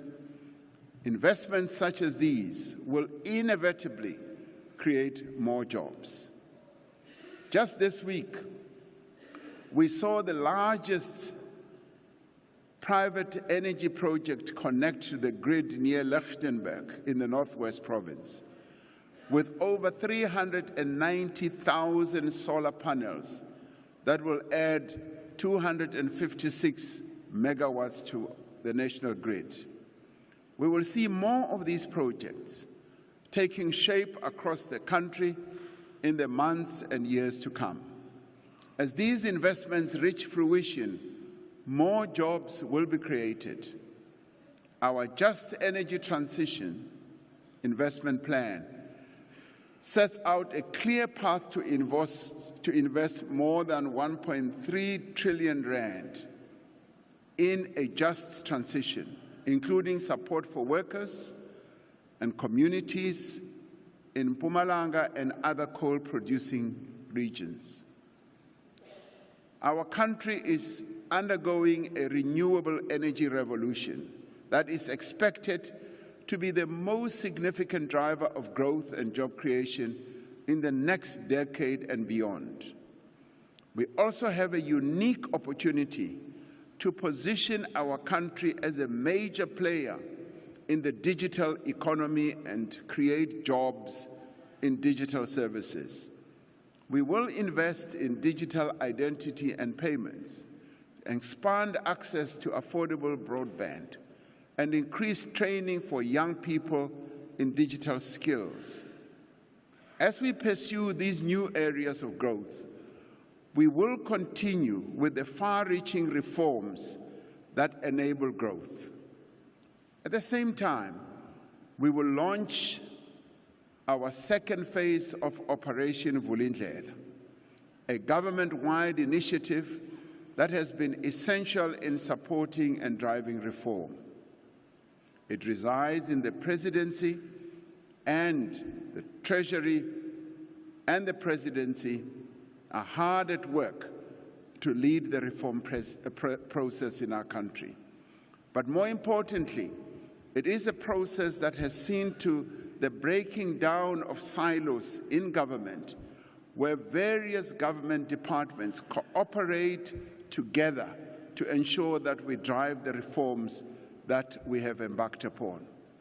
In its second phase, Operation Vulindlela will focus on reforming the local government system and improving the delivery of basic services and harnessing digital public infrastructure as a driver of growth and inclusion. It will also focus on accelerating the release of public land for social housing and redirecting our housing policy to enable people to find affordable homes in areas of their choice. We will complete the most consequential transformation of South Africa's electricity industry in more than a century. Since the announcement of the Energy Action Plan that I announced here in Parliament in July 2022, we've made tremendous progress also in reducing the severity of load shedding that beset our country for a long time. Now, over the next 5 years, government will focus on expanding and strengthening the transmission network, the electricity transmission network that needs a great deal of expansion, but that also requires quite a lot of investment. To drive inclusive growth, we need an efficient freight rail network to carry our minerals, our agricultural produce, and manufactured goods to market. Through the implementation of the Freight Logistics Roadmap, we will continue with reforms to transform South Africa's freight logistics system. Now, the work that we are doing with business and unions through the National Logistics Crisis Committee has already contributed to improvements in the operational performance of freight rail and ports. The well-being of our people and growth of our economy depends on another important issue, which is water. South Africa is a water-scarce country, and our water security is threatened by historical underinvestment in bulk water resources and distribution infrastructure. We will therefore continue with the institutional reforms in the water sector to enable greater investment in bulk water infrastructure and better regulation of water services and sources across the country.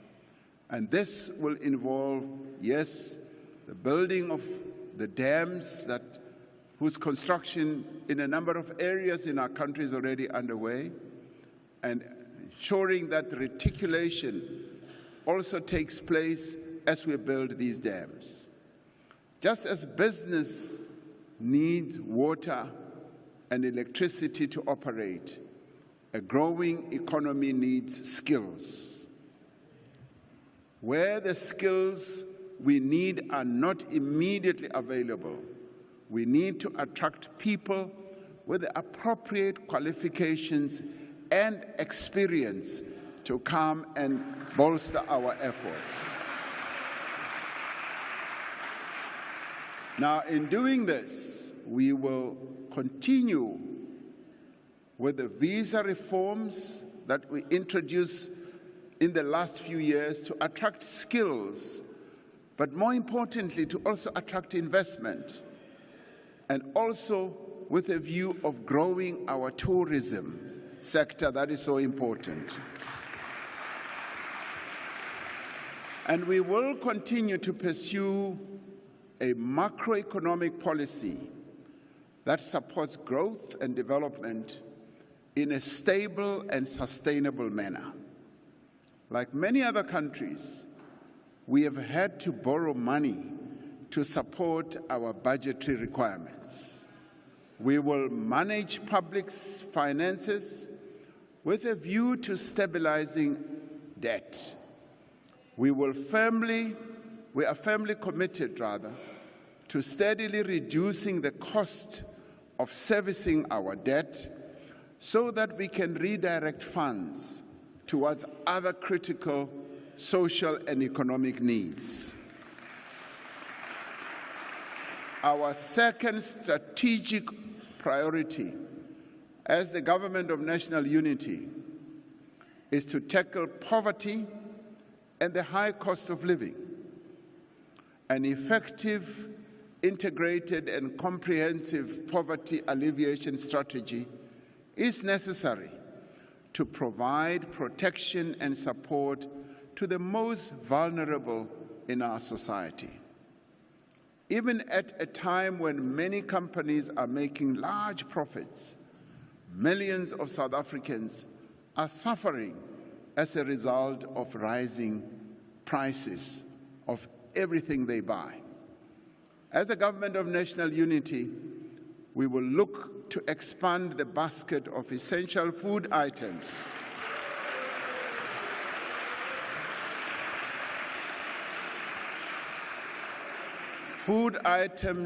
exempt from VAT, and undertake a comprehensive review of administered prices, including, yes, the fuel price formula, to identify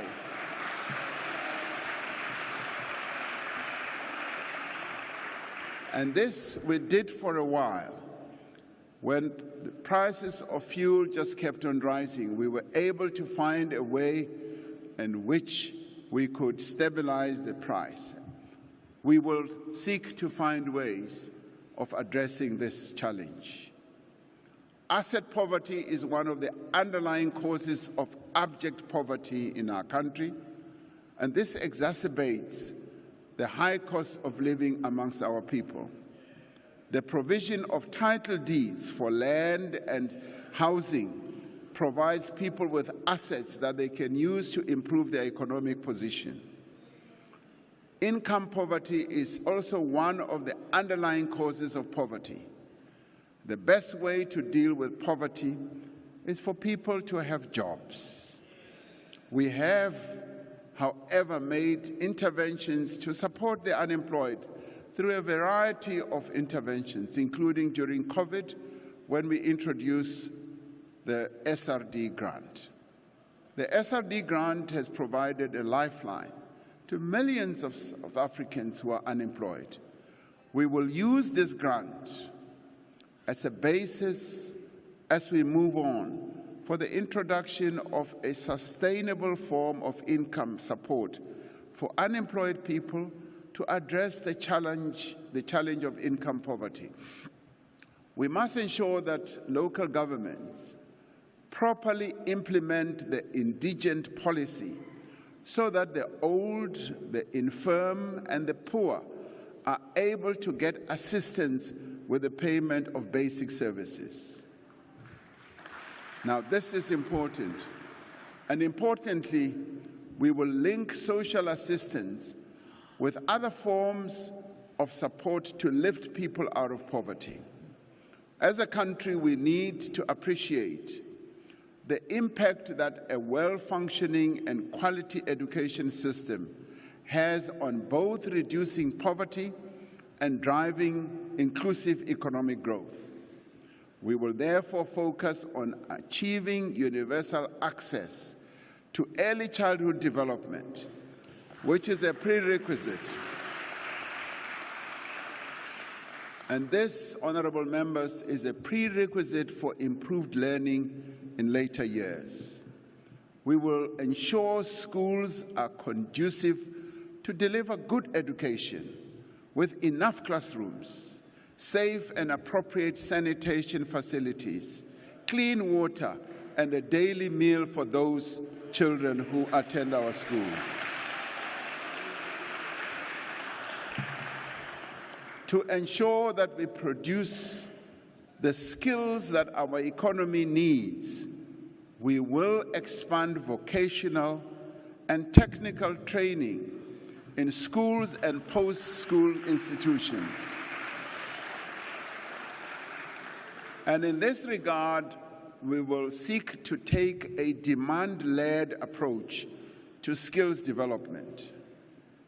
An important task of the next 5 years is to ensure that we also reduce the high cost of living through ensuring that everyone in South Africa has equal access to equitable, accessible, and affordable quality health care. As we implement the National Health Insurance, we will focus on strengthening healthcare infrastructure, which many people during the debate and discussions on the NHI have said we should focus on. We will also improve the training of healthcare professionals and use technology to improve healthcare management. Now, while there is much contestation around the NHI, there is broad agreement that we must draw on the resources and capabilities of both the public and private sectors to meet the healthcare needs of all South Africans equally. In implementing the NHR, we are confident that we will be able to bring stakeholders together and that we will be able to resolve differences and clarify misunderstandings. Now, as the Government of National Unity, we have agreed that we will seek to build consensus around issues that we may not agree on. And there are a number of issues that we agree on. What unites us, we are united around many issues.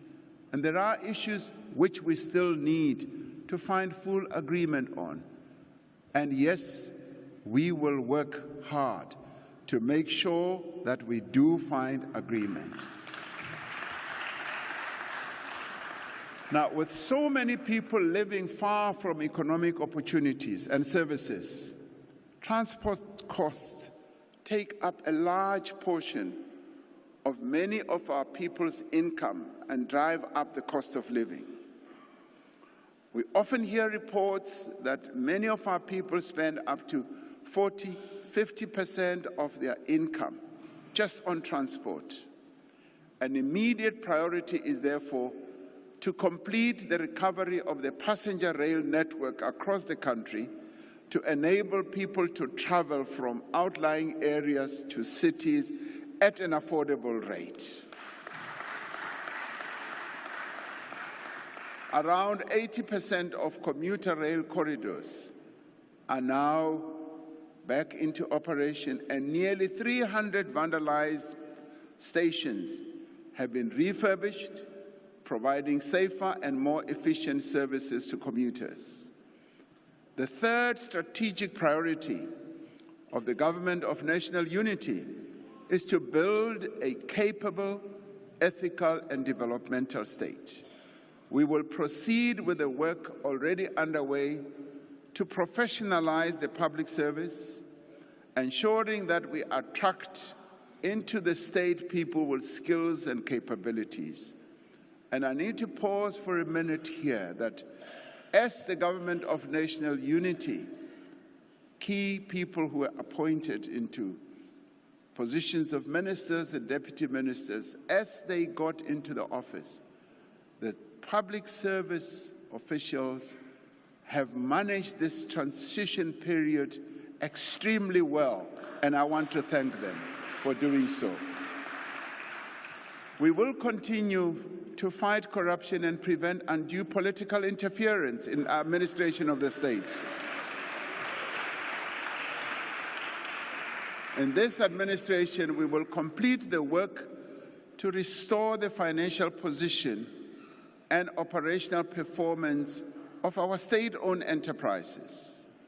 We will complete the implementation of a new centralized ownership model for our state-owned enterprises. This will improve accountability, transparency, governance, and oversight, while reducing inefficiency and the potential for corruption. The establishment of a state-owned SOE holding company will give us even greater capacity, apart from everything else that this will benefit us for. It will give us greater capacity to build a sovereign wealth fund. This has been done successfully by other countries whose sovereign wealth funds have built up capital from the high performance of their state-owned enterprises rather than from the fiscus. So this is an important move.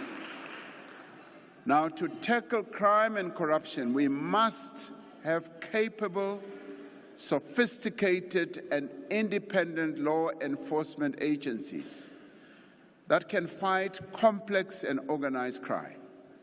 We will deploy modern technology to assist crime fighting. A data-driven approach will be used to identify violent crime hotspots and inform the allocation of policing resources alongside prevention measures.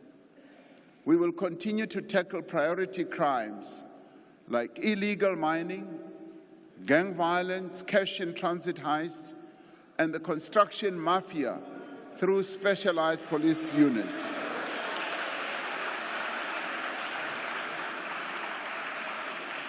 Now, we will continue to implement the National Strategic Plan on Gender-Based Violence and Femicide.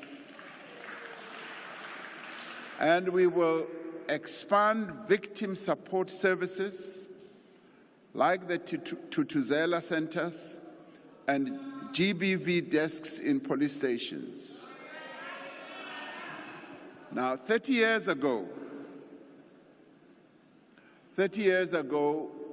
President Nelson Mandela stood before this House to reflect on the first 100 days of the first government of national unity, recognizing the different views of the diverse parties within that government of national unity. He said, "What brings us together is the overriding commitment to a joint national effort to reconcile our nation and to improve its well-being."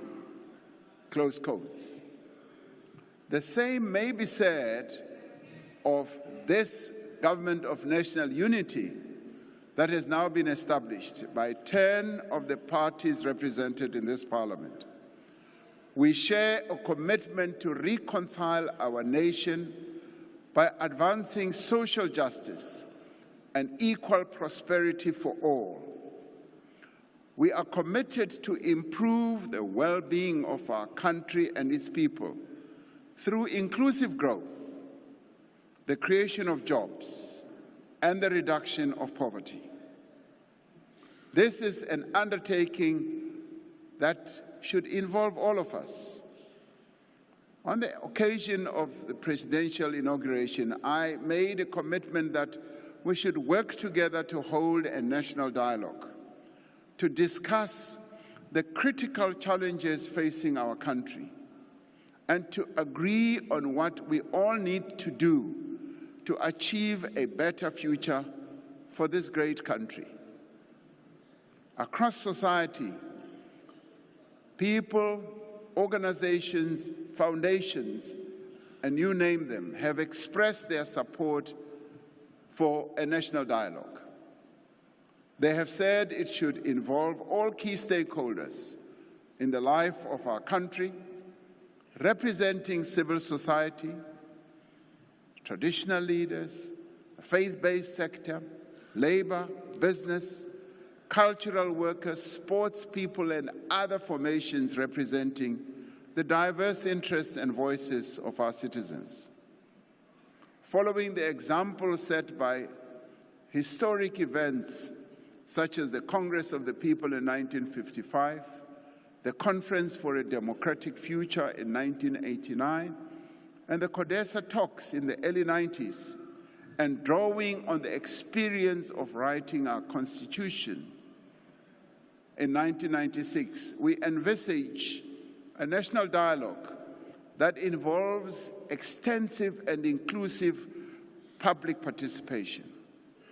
As we have done at many important moments in our history, we will seek to forge a common vision and build a comprehensive social compact with a clear program of action to realize our people's aspirations for this beautiful country. Through this national dialogue, we are called to be agents of change, to be champions of inclusive growth, to be the creators of opportunity for all our people. A few years ago, a diverse group of partners and stakeholders from across society came together to consider various scenarios for the future of our country. These were called the Indlulamiti Scenarios 2035. One of the scenarios that they painted and described was called the Recrimination Nation, using the image of the bird, the loud hadida, as its symbol.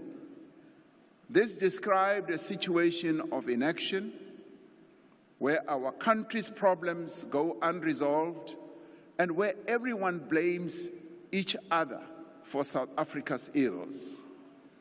This scenario painted a picture of our country going into decline. The second scenario that they painted and described symbolized a vulture. This painted a picture of a desperate nation governed by a populist coalition whose main objective is self-enrichment and patronage. Now, this scenario which seems to excite people so much, this scenario saw investment confidence being eroded, the growth path being low, and unemployment and poverty and inequality remaining extremely high. These fellow South Africans also described a scenario they called the Cooperation Nation, which was symbolized by social weaver beds. This scenario paints a picture where, after disruptions and protests, there is a coming together of political parties, the state, the private sector, labor, civil society, coming together in order to jointly identify priorities and leveraging the strength of each. There is change as this scenario plays itself out in the form of governance and reform that leads to the economy growing, with more investment attracted, leading to the reduction of unemployment, inequality, and poverty. By establishing the government of national unity, by preparing, yes, for this national dialogue I've spoken about, we have deliberately set ourselves along the path towards a cooperation nation. That's where we want to go. And we would like all of us as South Africans to behave like weaver beds. Weavers are amongst the most efficient and gregarious birds in that they build complex structures together, but more importantly, they cooperate. And this is the way we should go.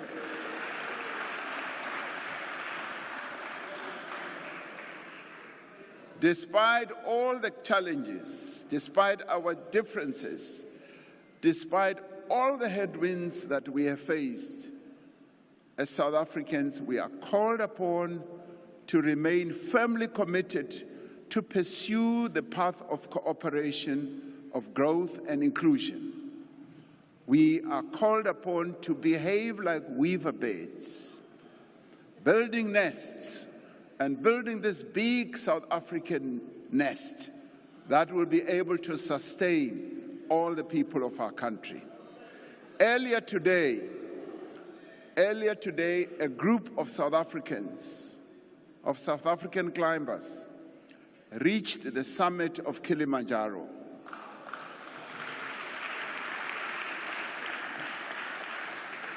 Now, as we know, this is the highest peak on our beloved continent. They did so in honor of the birth of the father of our nation, Nelson Mandela, and to celebrate the 30th anniversary of our freedom. This effort that they got involved in, or they are involved in, is called or known as Trek for Mandela expedition. Now, these climbers have been joined by other climbers from several countries around the world to help keep girls in school by raising funds for sanitary products and other needs. Now, this is an important part. And what they have done symbolizes what we should all take as an inspiration. Let their actions inspire us all. Let their achievement of reaching the summit of Kilimanjaro remind us that as the South African nation, there is no mountain we cannot climb and no peak we cannot reach.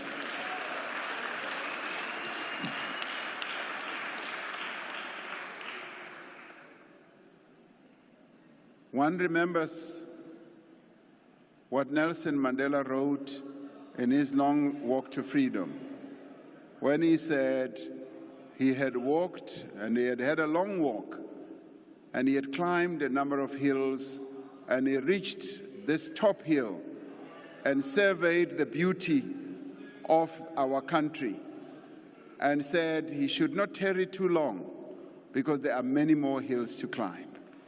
As South Africans, we can summit many hills if we work together and we rise together.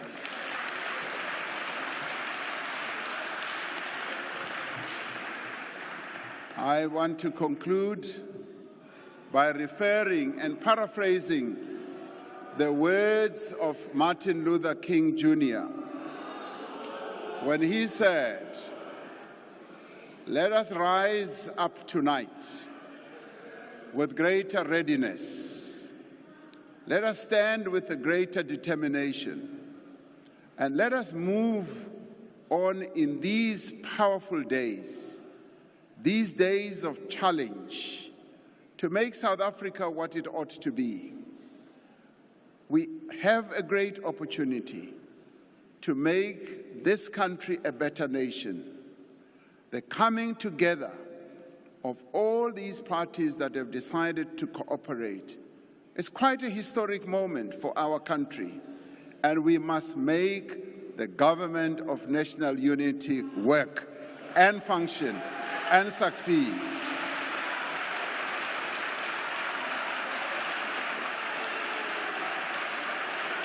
I am determined, and I've been grateful in talking to all the leaders of these 9 parties.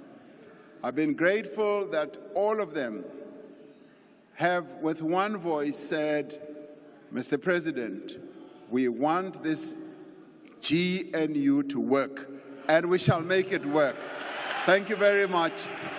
May God bless South Africa.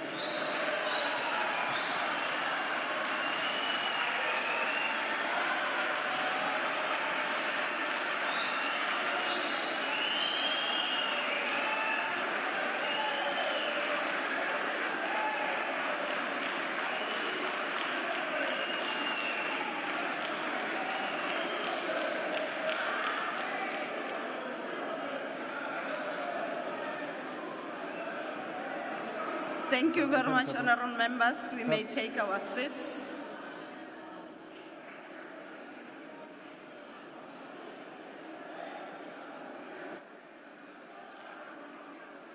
Order, honorable members.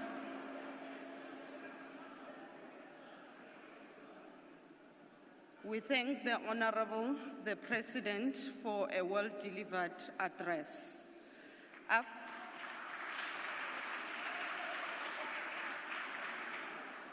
After we have adjourned this joint sitting, members should rise and remain at their places until the procession has left the chamber.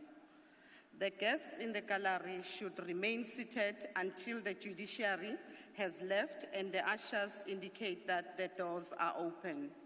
The procession, led by the usher of the Black Rod and the acting Sergeant-at-Arms, will leave the chamber in the following order: the Speaker of the National Assembly, the National Chairperson, the National Council of Provinces, the Chairperson,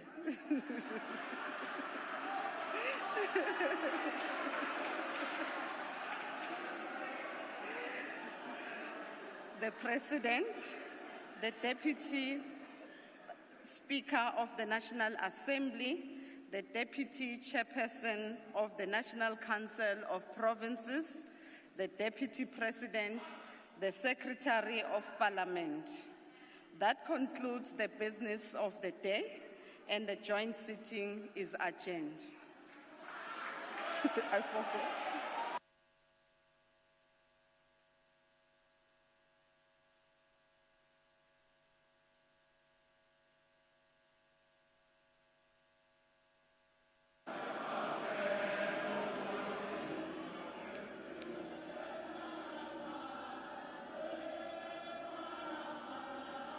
And that marks the end of the opening of Parliament address delivered by the President, where he highlighted the administration's comprehensive plans on long-term vision for the upcoming 5-year term. Of course, we saw a standing ovation after the President delivered his address. And as you can see on your screens right now, engagements and pleasantries, obviously now, because the President is leaving the precinct. Yes, Tsepo, as you rightfully say, members are up on their feet, some singing, rejoices, having listened to the President as he leaves the National Assembly chamber.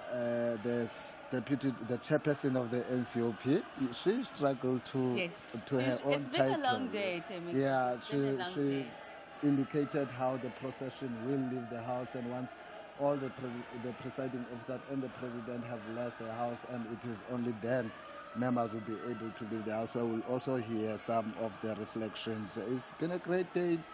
It has a jubilous moment there in the but chamber. You can see the chamber says it all, that the speech was well received by the members of Parliament. Now, obviously, then, this might take a while. We know how our Parliament goes. And like you said, Teminkosi, this is a representation of how well received the President's address is to the members. And this means that they have reflected on these issues. And obviously, these are issues that they feel strongly about in terms of this government of national unity. As members sing there, Nelson Mandela, our corner. That song that they are singing there. Yes. And it happened that as viewers would be aware that today is International Mandela Day, which marks Mandela's birthday back in 2018. But we all know that he passed on in 2013 and is no longer with us. So, however, he still remains Nelson Mandela, just like the members are singing there and leaving the Parliament. The chamber is getting empty. It looks like everyone is now leaving and getting out. So as you can see there, we will be bringing you some of the reactions as soon as those members have left the National Assembly. So you can hear how they received the President's speech. But quite interesting, one of my takes was relating to the GBV desks at the police station, something that I think it's long overdue. We should have had. There's no the GBV that during COVID, if you remember, during COVID-19, we said that's not the only pandemic that we are dealing with. We're still confronted with gender-based violence and femicide. So this would be great news, especially for victims of GBV and for the women of the country in general, that at least they can have hope that when they arrive at the police station to open those cases, that they will be attended to. Of course, Temikosi, and of course this goes with regards to women empowerment and ensuring that these remedies are readily available and that the people that are going to help and assist them are trained to handle these kind of matters. As you said, this is another pandemic that we have in our society, and I'm actually happy that the President made it a key priority in some of the issues that he will be looking forward to ensuring that his executive attends to in this 5-year plan. And some of the priorities that the President outlined include like the drive for inclusive growth, the reduction of poverty, and also a fight against unemployment, as well as building a capable, ethical, and developmental state, you know, so which would seem to be the focus areas of this parliamentary term. We know the high unemployment rate, how people are sitting home unemployed. You know, the scourge of crime. we get reports about crime every day. As I'm sitting here and talking to you, there's a body that had been recovered of a young girl in Bloemfontein, Kransfontein, who has been murdered. And I'm not sure whether to say this, but she has been found without her underwear on and without her socks on, which would clearly indicate with stab wounds this girl has been brutally murdered. And these are some of the issues that we face on a daily basis. And that's why I say that I am so happy and glad that the President made it an important issue. And he highlighted that this is something that the executive is going to attend to. Of course, he also said that he wants to turn the country into a construction site. Of course, he said that there should be building of roads, houses, dams, bridges, and also to maintain the infrastructure of the country. And of course, in a light moment, he said that they needed to invest in agriculture to ensure, which also doubles back to unemployment, to ensure that the moment they invest in agriculture, that it will be well implemented and it will be well adversed in ensuring that it employs more people that obviously need employment in South Africa. And Sapa, I would like to see this extended more to the rural areas, because we know that those people rely on agriculture in terms of food security. So wait to see those programs that have been proposed by the President. But I like when he spoke on the GNU, which seeks to pursue the action that contributes to rapid economic growth and remove any other obstacles that stand on the way of that rapid economic growth. So, which is what possibly some of the viewers had been waiting to hear.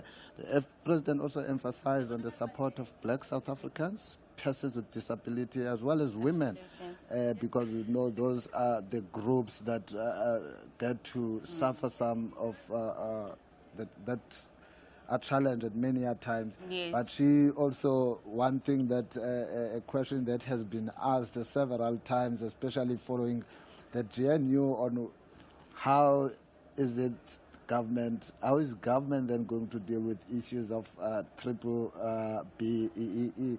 And the President indicated that the government will continue to pursue those programs.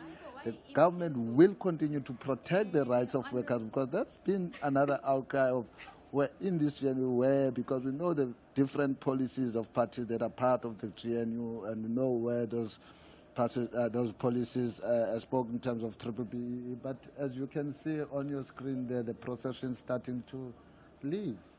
Yes, the President is leaving the precinct, and of course this is after his opening of Parliament address. Temikosi, just to carry on about this, I think throughout, since from, let's say from probably the fourth administration, I think the problems have remained the same. Poverty has been an issue. Unemployment has been an issue. Quality education and all these social ills. And I think then it means if the problems remain, there's an issue with regards to the functions and how the executives at those different times ensure that they combat these situations. So I think it's very important that viewers are alive and appreciate what the President has said, and also hold him and his executive accountable through Parliament to ensure that these promises are delivered. Yeah, and the other point that the President spoke strongly on was the sustainability of municipalities. The President acknowledged that some of our municipalities are facing serious challenges, and as such made some proposal to say, look, maybe it's time that we ensure that capable and qualified people are appointed to critical positions in this municipality. People that are going to seek to ensure that there is improvement, that there's the work of the municipality happens. He emphasized this, that look, we need to appoint qualified people in the municipalities, qualified people in the critical positions in the municipality, and according to what he said, that seemed to be the only way that you can ensure the sustainability of these municipalities. As you can see right behind me, members, guests, and everyone making their way out of the precinct as the President had concluded his speech. And it's a media frenzy outside, as you can see. I'm sure there are quite a lot of interviews that are taking place there. We do have our presenters also on the outside that will be bringing us some of our reactions. Of course, we have all of that frenzy going on outside there, and there is our presenter waiting for us. Let's hear some of the reviews and some of the reflections on what the President has said in his opening of Parliament address. All right, Tshepo, as you can see, there's some of the dignitaries leaving the City Hall there, and yes, the presenter that our viewers would have seen earlier is our guest presenter, Ms. Nompendulo Mkatra. She's standing outside with Ms. Mbalintuli, also our guest presenter. They had been here in the studio earlier, and they would be getting us those reflections on what members are making of what the President has just delivered to the nation. And on highlighting with our guest presenters today, Timinkosi, I think that the viewers would appreciate the fact that Parliament TV today has highlighted the importance of the youth in decision-making and policy-making. And of course, our guest presenters are former members of the legislature themselves, one in the provincial legislature, Mbalintuli. And of course, these are some of the conversations that they had earlier with the Speaker of the National Assembly, Ms. Toko Didiza, highlighting the importance and the change that young people can bring on these high-level conversations that are had, obviously in Parliament and in the provincial legislatures. Yeah, and the President spoke of the national dialogue, and it's not the first time he's spoken about the national dialogue. During the first sitting where he was elected the President of the country, he spoke about it during his inauguration, and he's indicated that we need to have this national dialogue, especially now with the GNU formation, wherein parties will get together, all those parties that form part of the GNU will get together and develop a program that will take the country forward. And the President spoke again on the need for the development of a social compact. You know that last year during the State of the Nation he spoke about this. He emphasized the importance of establishing this social compact and calling on everyone to be part of it. The President doesn't seem to want to leave anyone out, so he's invited civil society, politicians, members of the public. He's just invite businesses, the labor unions to be part of this social compact, you know. So we wait and see. And yeah, as you had indicated earlier, that we have our presenters there, so I'm just trying to check and see if we can start getting a reaction. But another point that the President spoke to was stopping exporting our raw material. Yes, he did mention that. I think also it's very important because even today we were talking about buying local and producing and, you know, that whole franchise of ensuring that we support the local industry. Now, if the President says that we should take what we have and export that, obviously that means that he's trying to grow the industries within South Africa and that we should stop importing things that we have the minerals and the resources to produce and send out to the rest of the continent and globally. And to those who are watching at home, you of course still watching the live broadcast of Parliament TV. We are live on DSTV channel 408. And of course, it was the 2024 opening of Parliament address, which the President had just concluded. And the members are now making their way out of the National Assembly. Some who are leaving just here behind us are making their way home. We still expect some reactions from some of the members. And if you want to follow us, we are available on all our social media platforms at Parliament of RSA, at Parliament of RSA on X, formerly Twitter, Facebook, Instagram, and YouTube. So we're still waiting to hear if we do have any reflections from our journalists outside. Yes, but yeah, it's been a long day. It has been a long day, and I just wanted to highlight that the President said that in an act that is unprecedented in our democratic history, 10 political parties represented here in our Parliament have agreed to craft a common program to build a better and more equal and more just South Africa. Now, let's hear those reflections outside and whether the members of Parliament, as they're leaving the precinct, agree with this GNU and what their thoughts are on the address officially. Let's go outside for those reactions. Cool. All right, so we're still here at the opening of Parliament. The President has just addressed the nation.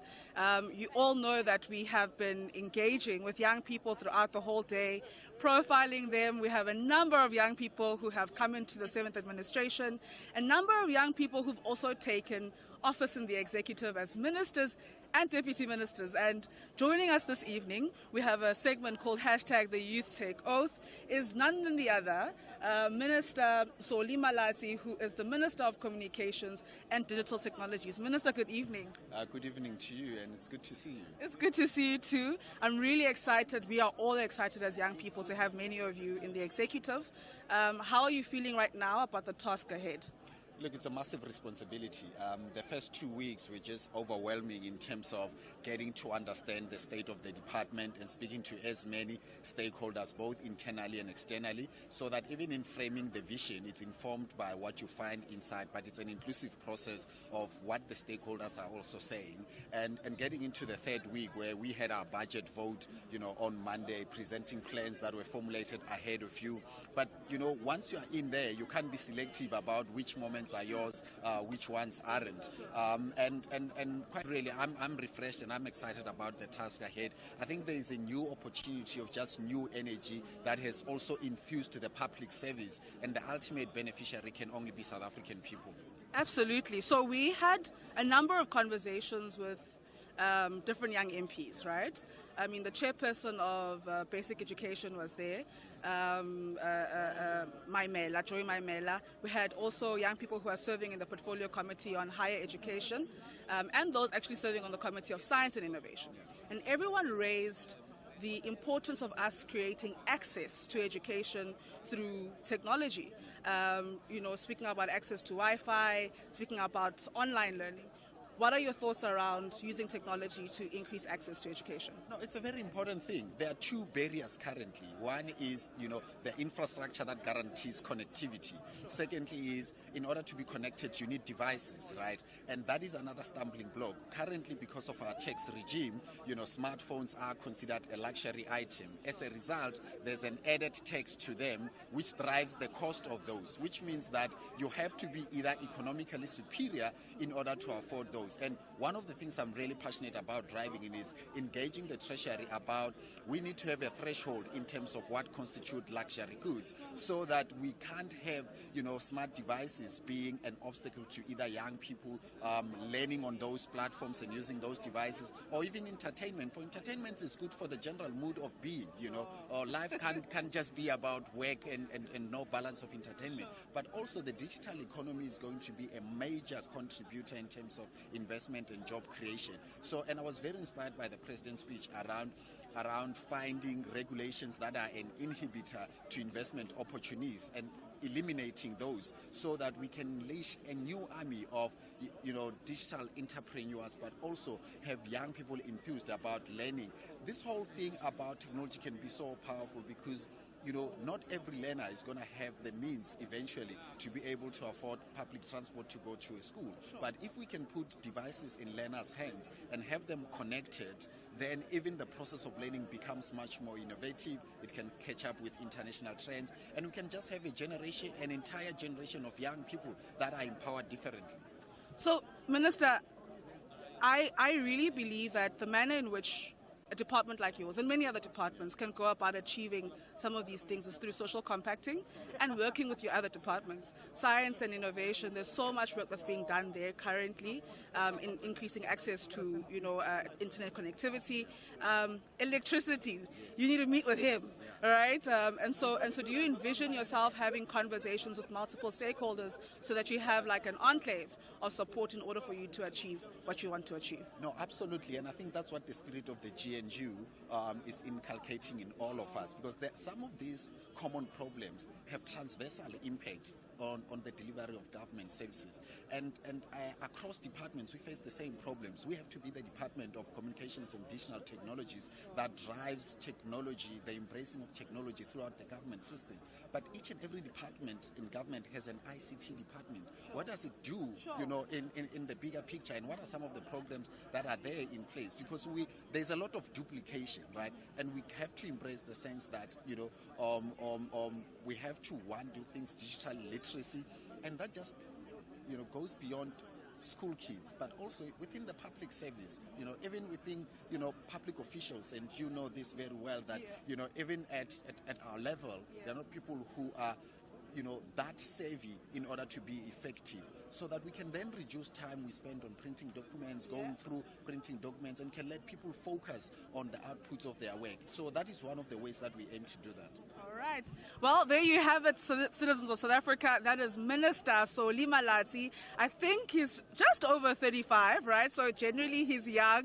The IPU would definitely say you're young. We're so excited, and I must say we are committing to supporting you. We want you to succeed, and we know you have the support of your Deputy Minister, of course, who has lots of experience in this space, but you need the support of Intanga Zako, and we are making that commitment under hashtag the Youth Take Oath. Back to the studio.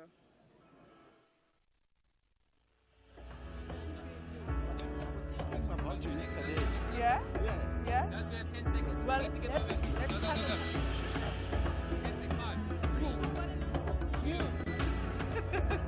That side.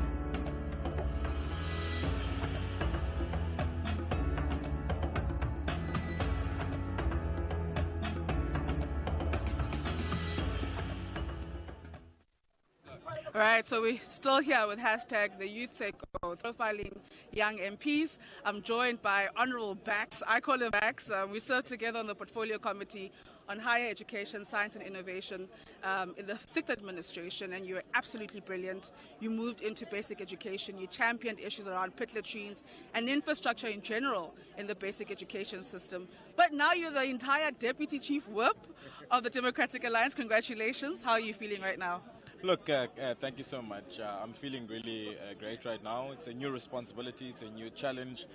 We get put in these spaces because we are capable to make a meaningful difference, and serving in such a massive role and leading such a huge caucus to make sure that we hold our own in Parliament, in making sure that whoever's in the executive from our own and those that are in Parliament to play oversight do due diligence and do a solid job in doing so. So it's my responsibility to make sure that I charter the way forward of that, and making sure that members of Parliament that took an oath of office know exactly what they need to do to make sure that they serve South Africans, uphold the rule of law in this country, and make sure that the legislation that we make in Parliament is responsive to the challenges that South Africans do face, so that they can change their lives for the better. Thank you. So I really want to know how the work that you began in the 6th administration will continue into the 7th administration, because you really made a great impact on basic education. Are you deliberate about how you're working with the young person, hopefully young person, who's been deployed to basic education? What's your plan? Because I feel like success and continuation is very important. Look, I think we've got a great minister that's been there, young, in our age as well, age group, and she was our former chief whip. So I think at this point in time, she's got solid plans to make sure that children can read for meaning, because if a child can't read, they're doomed before they even beginning, at the start of their early age. And the president announced today about early childhood development and how making sure that access must be access to quality education, so that we can utilize that particular education to participate tomorrow. But also the environment must be conducive. I, for one, almost fell in a pit toilet when I was, still in school in grade 1. So that's why it's a massive passion for me. And I think the person that's in there has outlined solid plans to make sure that is addressed. And today the president also regurgitated that particular plan. So I think it's very, very important for us to have an oversight responsibility in Parliament as a Deputy Chief Whip to make sure that we follow up on those plans, so that they are implemented, so that the schools are changed for the better, so that the environment is more conducive for a child in the deep rural areas of Tsolo, and a child who's in Khayelitsha or a child who's in Wynberg is getting good quality education, so that we don't manage the quality of outcome, but we manage the quality of opportunity that they get the best. Last one. So in our conversation with the many young people we spoke to throughout the day, young MPs, the issue around the youth caucus and the youth parliament came up. You're a deputy chief whip now. Hopefully you'll have a little bit more space to influence how parliament positions itself. Can you commit to attempting to ensure that we have an active youth parliament that's not only an event, but is actually entrenched into the systems of parliament, and an active youth caucus? Look, I think as young people, we have a big responsibility to influence decision making. There's absolutely no way we can sit on the sidelines and not participate and make sure that we push the agenda of young people. I mean, 7 out of 10 young people can't find work. Even those that are qualified go stand at robots, wearing their graduation gowns. So it's important important for us not just to discuss in a youth parliament, but to say, how do we influence the program of government to implement things that are going to take youth out of unemployment into opportunity, into jobs. And in us doing so, we've got a responsibility not just to engage on our own, but what are the ministers doing towards that? What is the government doing towards that? And holding them accountable to make sure that people's lives are tangibly changed for the better. And definitely in opposition, I will whip it into shape to make sure that people at least do the bare minimum that is required of them, so that young people don't stand on unemployment queues, but rather are in the tax queues to contribute in our economy. Awesome. Well, that's Honorable Baxolile Notata. He's no stranger to many of us. He's now the Deputy Chief Whip. Thank you so much. We'll now be joined by Honorable Sarupen. He's the Deputy Minister, one of the Deputy Ministers of Finance. And Usos Mali, we want the money. Thank you so much for joining us, Deputy Minister. Congratulations, and we wish you all the best. Deputy Minister, the whole day on hashtag the Youth Take Oath, we've been speaking about young people, right? Young people who've ascended into power or responsibility as deputy ministers, as ministers, but also as MPs. A lot of the ideas we may come with ultimately need funding. And you are sitting closer to the purse. Tell us how we can ensure that we have finances to fund the many ideas that could contribute to youth development. Yeah, so I think what we've got to first do as young people is to say that the expenditure patterns we've seen for the last 10 years, particularly from 2010 to 2018, was unproductive. It went into bailouts. It didn't go into investment. And when you invest in, there are two things we know from IMF data, World Bank data, BRICS Bank data, it doesn't matter what your ideology is. When you invest in people through healthcare and education, and when you invest in the infrastructure that enables people to do what they want to do, you get good outcomes. When you throw it at bad things, so firstly, we've got to, as young people, push back hard against unproductive spending, which is what we have seen in governments. And we've got to tell the state that the priorities need to change. And one of those priorities has to be investment into young people, because we've got a young population. South Africa's got one of the youngest populations in the world.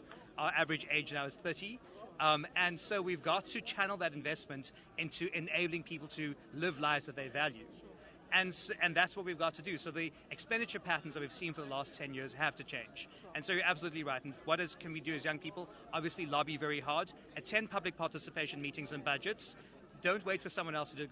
If we don't do it ourselves, nobody else is going to do it. And if your voice isn't in the room as a young person when public participation happens on your local council budgets, your ward committees, in parliament, you're going to be drowned out by the special interests who do make sure they're in the room at that time. So that's how we channel this investment away from unproductive spending and into things that matter to people. So that's what I would urge young people to do. And certainly in National Treasury, that's what I'm picking the right fights on at the moment. And as a young person, of course, I'm there to fight for what is right. Sure. I mean, I'm glad you're raising, looking into unproductive spending, because I think that there are a lot of funds that are channeled towards youth development, towards upskilling, reskilling in various departments, but they sort of need to be coordinated.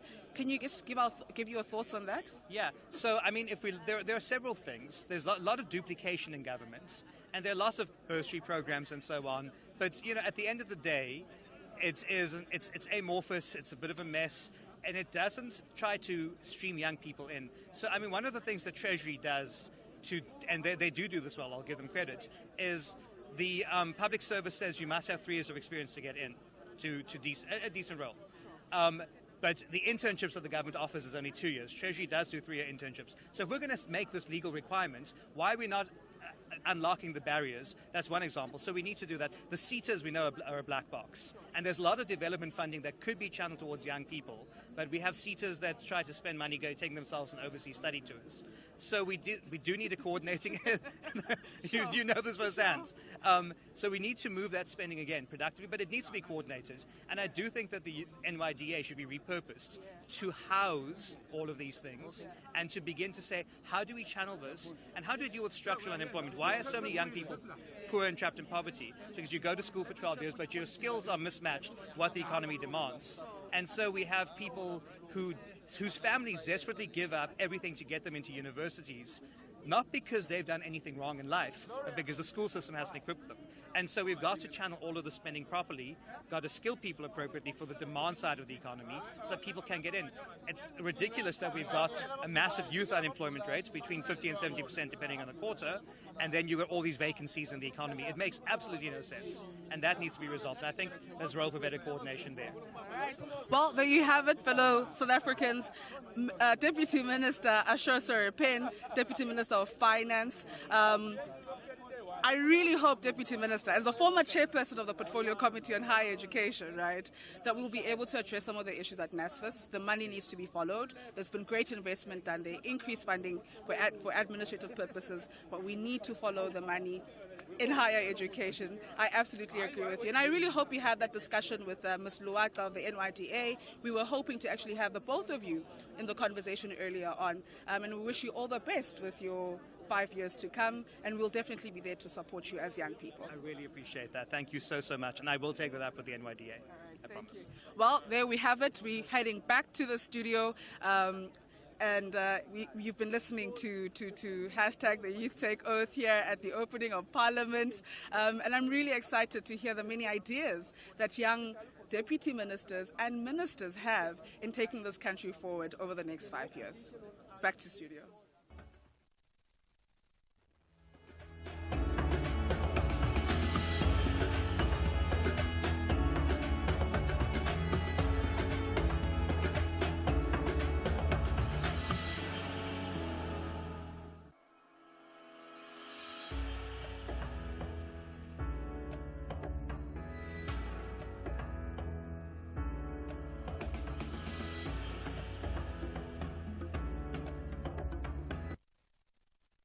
We're still here at the opening of Parliament address. We've listened to the President, Cyril Ramaphosa. We've had a day of engaging conversations with young members of Parliament who've been sworn into the 7th administration. And we're almost sort of joined by the big boss of the young people. We're joined by Deputy Minister Steve Litsike. Deputy Minister, thank you so much for coming, and congratulations on your appointment. Any reflections about the next 5 years, what you have installed, and just generally how you're feeling right now? Yeah, no, thank you so much. I think one must appreciate the President's opening statement to the country, because it's charging the way forward in terms of the framework, the principle, but also the program of action that must take place. Top of the agenda, it's employment, it's economic growth, because we have faced triple threats: poverty, unemployment, and inequality in South Africa, and that we cannot run away from. So whatever that we do, whether into different sectors, paying attention on infrastructure, paying attention on education, on health, all of that, it must benefit the economic growth, because young people have no patience anymore. Women have no patience anymore. Vulnerable groups have no patience anymore. We must do just about implementation of everything that the President has said. So, we often speak about the first 100 days, right? And we already have seen you hitting the ground. Deputy Minister Litsike is just over 35, under 40. So according to the IPU, she is young.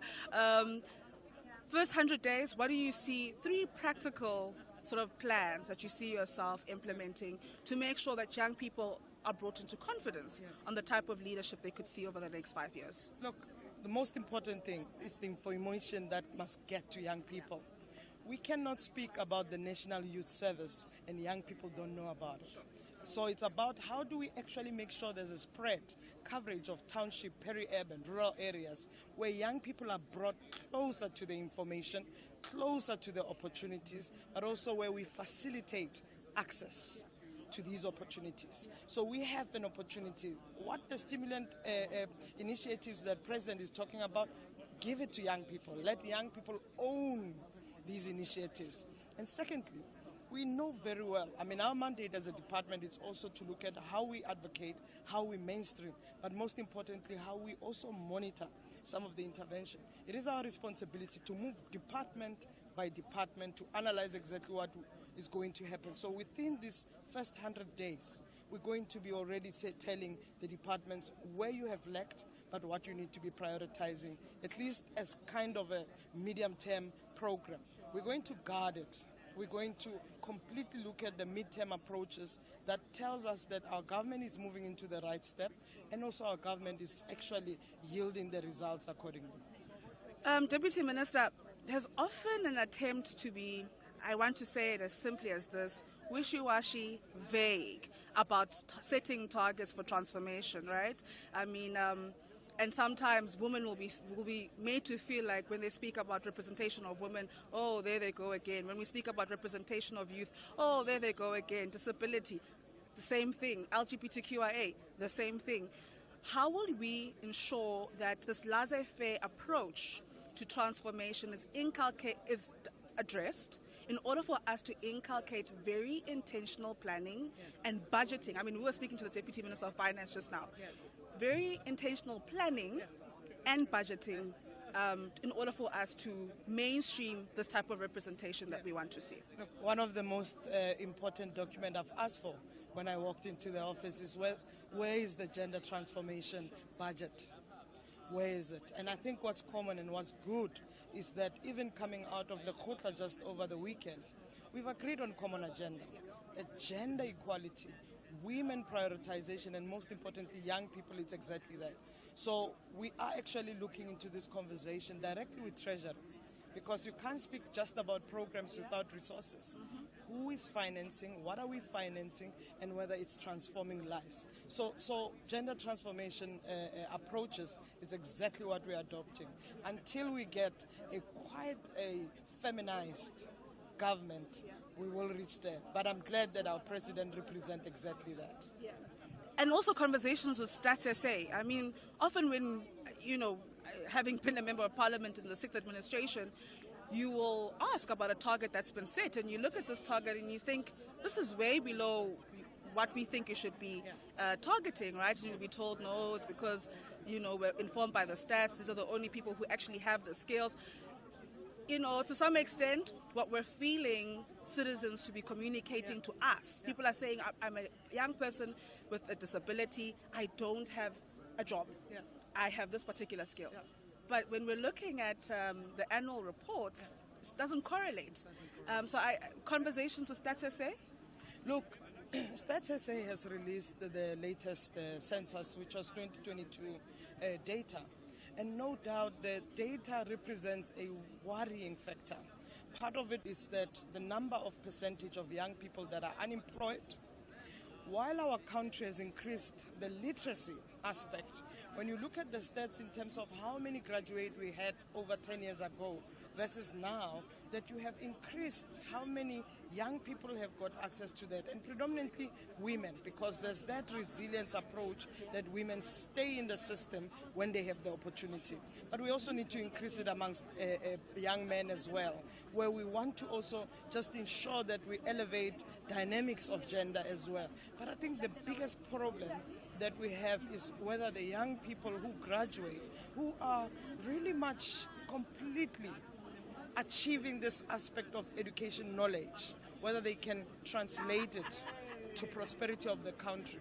That's a concern, because you can't have over 45% of young people unemployed who are educated. That's absurd. So skills are achieved when there is practice. So what we must prioritize, get young people to get the skill opportunities, and to some extent also align them with some of the education aspects that we're talking about, because there's a misalignment that young people who have PhDs or young people with masters, and they become waiters, so they can't apply that knowledge.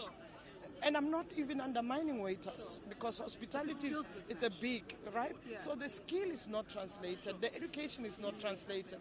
When President 2 years or a few years ago actually announced to say, reduce and in fact eliminate the idea that you want experience. How do young people get experience if you don't give those opportunities? So we must be intentional. Transformation is intentional. Skills building is intentional. And I think we must equip these young people. And those who are outside or who dropped out of school, we must not leave them behind. Because you may not have been exposed to the technical, theoretical or academic scholarly approaches, but your knowledge and your mindset and your will does also contribute to skills building. You can use your hand, you can use absolutely everything. And I think we are a country that have a great future ahead. We must grab it. And we cannot work in silos. We need each other, and we can actually achieve it together. Awesome. Awesome, awesome, awesome. Thank you so much to the Deputy Minister for Women, Youth and Persons with Disability, the Deputy Minister, Steve Lidzike. I think for me personally, I'm excited, even on the issues of budget. We're fighting for them. I mean, CGE wants a bigger budget on higher education. They're doing many investigations around, gender-related issues, but they don't have a big enough budget to get across 50 TVET colleges, 26 universities, abazofika, right? So we commit ourselves to being motor forces to support the amazing work that you plan on doing. Thank you so much, Deputy Minister. Well, that's it from the Deputy Minister, Steve Lidzike, from the Department of Women, Youth and Persons with Disability. We are here still at the opening of Parliament. The President has spoken to the nation. We've been having many conversations with young people. I am truly inspired by the views and thoughts that young people have, and ours will be to remain to support them. Well, stay tuned for many more reactions. We're heading back to the studio.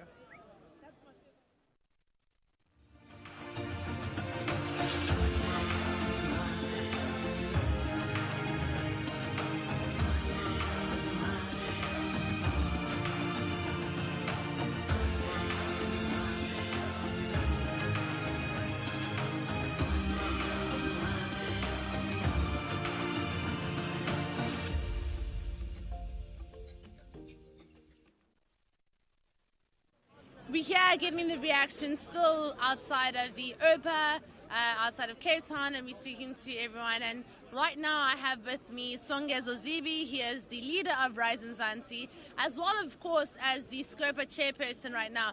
So we're just getting the reactions from Songezo. Songezo, obviously the president's speech has been said by many people to have been quite ordinary, the usual run-of-the-mill. But I think what everyone knows from this election is that things are not going to be the same as usual.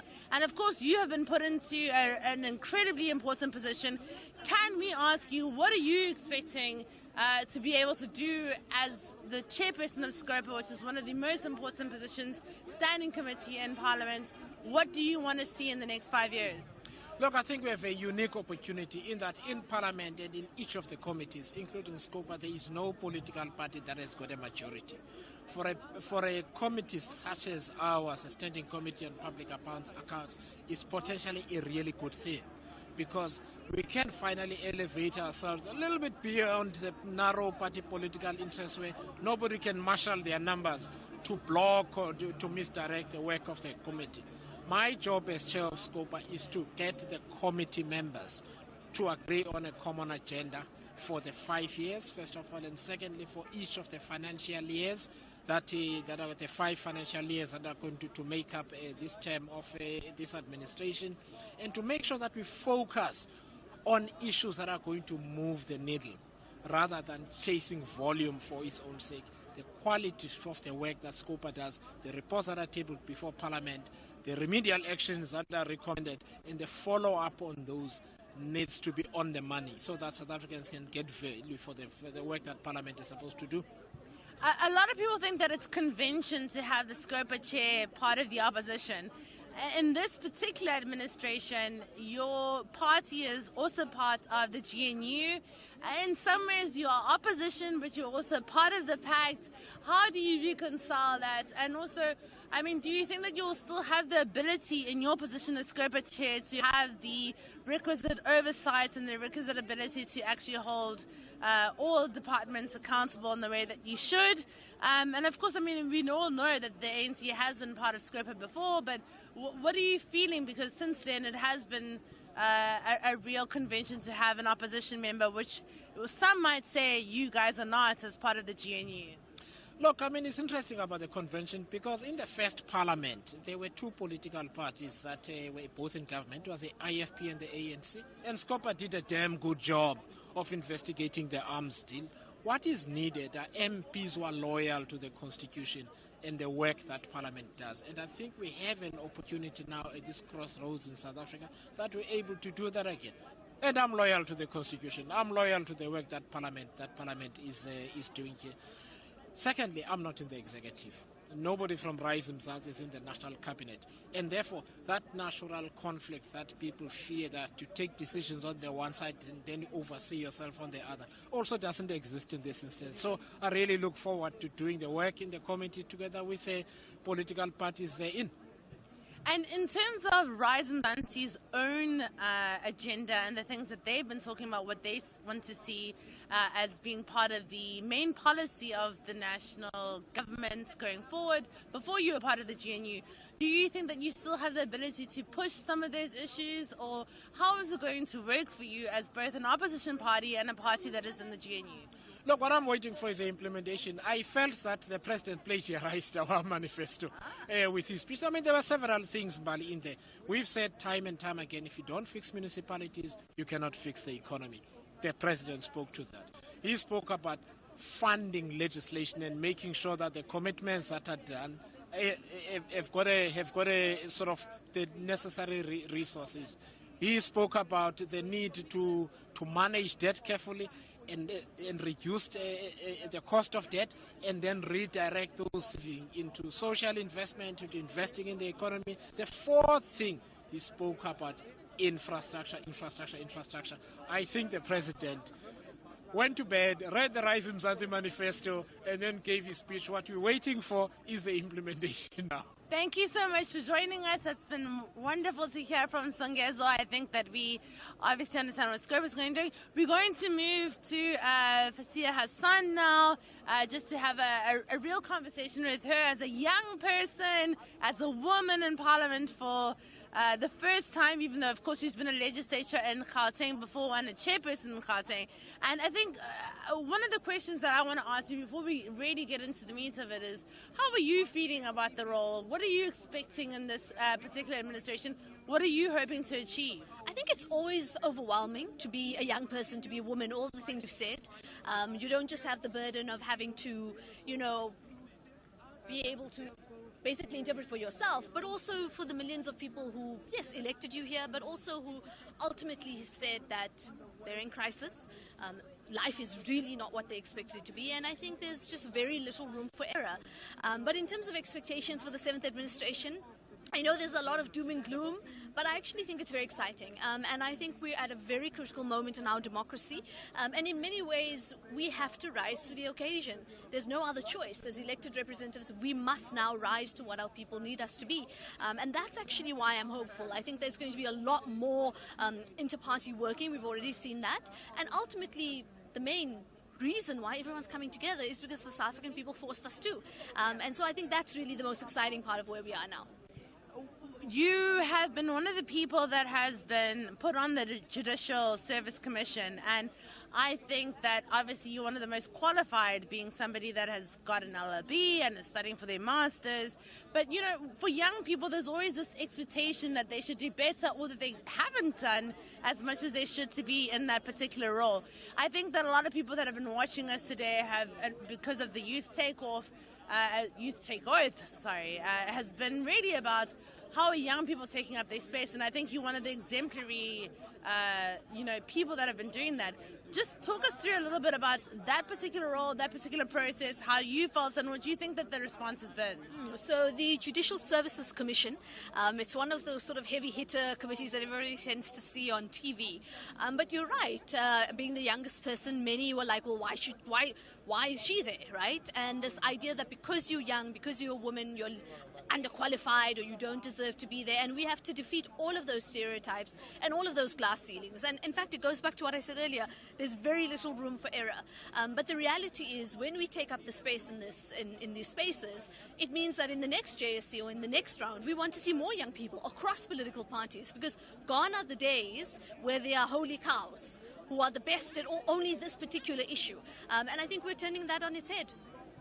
Amazing. And I mean, we want to just say also congratulations. We know that you've just newly married. And we think that that's amazing because, again, one of the things that women have had to hit a ceiling of in South African politics is having to balance both, family life and boundaries. And we're wishing you really the best from Parliament TV. And we think it's been really great. So well done and congratulations. And we wish you everything of the best in terms of your 7th administration and also this incredibly important role that you're going to be playing. Thank you very much. I'm very happy that we could continue with the Youth Take Oath and also looking forward to what we can do as young people in the 7th administration. And thank you so much. We are absolutely happy with everything that's happened today as the youth take off. We feel that we have done great. I want to welcome my co-host back, Unompendulo. I'm quite sure. I think we've done a great day today. What a day from 5 a.m. Oh my God. The youth take off. I think we've been very excited about everything the youth have done. Yeah. And before I go back to studio, of course, this is the main brainchild. Is that the word? I don't know. The person who had the idea for what this needed to be. So I really want to give her an opportunity to sign off. Well, let me first start by saying, Bali, thank you so much for agreeing for us to do this. And thank you so much to Parliament TV. I think, you see, for us, Bali, we started the conversation around youth representation during our programs with our constituencies, right? So you'll have a civic education program here, a voter education program there, and young people are saying we want to see more of us. And so regardless of us not being in the space now, we do care about the generational mission of ensuring that there's more young people in spaces of leadership of the country. And so we wanted to say to citizens that you, young people in particular, you said you want to see more young people. And in the 7th administration, we do have more young people. And today you got to meet a few of them. You understood their backgrounds. But also I think the key young person was the Speaker of Parliament, Mam Togo, right? It was. And you related, Mbali, to Mam Togo's journey, from a motherhood perspective. So people who weren't listening earlier on, maybe you can just highlight the conversation we had with Mam Togo and why that conversation was important for us to have on the segment, The Youth Take Oath. Look, I think that Togo really represents young people who come into a parliamentary legislative background and then also have to navigate the idea that you're going to have a family like I do, like she did, and she was the first parliamentarian who had a child in Parliament. I was one of the first in terms of my cohort in the legislature. And just really getting the sense that it's possible and it must be done, and we mustn't have any holy cows about what young people are able to achieve, especially women, because there's so many barriers and hindrances given first the bias and then of course the idea of being the natural primary provider in a home. And I think she really was one of the people that really broke those ceilings. Also being from KZN was an inspiration to people like myself and continues to be, and I hope that you and I will continue to do that now. Sure. So we started with Mam Togo. She was 29, Mam Togo Titiza, the Speaker of the Parliament. She was 29 when she was sworn into the first National Assembly of Democratic South Africa. Then we had a number of interesting conversations. The IFP ANC conversation between Joy Maimela and House Chairperson Majosi, they come from way back. Yeah, the EFF chats, they come from way back in the NYDA, and they're here together. So, but what I also appreciate is what they highlighted. The different young people speaking about access. That came up so many times. Honorable Chalke, who's visually impaired, she spoke about access. Honorable Khakao, who's serving in higher education, she spoke about access. Honorable Msezane from MKP spoke about access. An ongoing conversation. So young people want a way in, but young people, once they find their way in, also want to succeed. But I also want to call on young people, as a former MPL and a former MP, we're calling on young South Africans to participate in democratic processes. The only way in which we can strengthen our democracy is if we avail ourselves as young people. Attend public hearings, watch parliament, watch committees, not only the OPA when you want to see people's dresses and be fashion police, watch committee meetings and be able to make submissions to committees on how you think they can advance our collective interests as South Africans. We are officially signing out. It's been a difficult task anchoring, but yeah, hashtag the Youth Take Oath. We're sending you back to studio. And thank you to the lovely Nompendulo and Mbali for joining us here at Parliament TV. And of course, this shows the commitment of Parliament of ensuring that the youth is involved. Now, that marks the end of the opening of Parliamentary address by the President, who delivered it today, where he highlighted the administration's comprehensive plans and long-term vision for the upcoming 5-year term. And that's through Tsepo. Viewers are reminded that the President of the Republic, Mr. Cyril Ramaphosa, convened this joint sitting of Parliament to deliver his opening of Parliament address as empowered by Section 84 of the Constitution, which grants the President the authority to summon a joint sitting of both Houses of Parliament for an extraordinary session to conduct special business. Viewers at home, you can join us tomorrow morning. We will be live from 8 o'clock. Building up to the debate that is scheduled to start at 10 o'clock at the National Assembly. Ikamalam, Lenguthembi Nkosingoma. Follow that conversation on our social media sites, and that is at Parliament of RSA, and this is of course across all media platforms. You have YouTube, you have Twitter, which is X now, and of course Facebook. Join the conversation, use hashtag #OPA2024 and let us hear what your views are. Good night. Good night.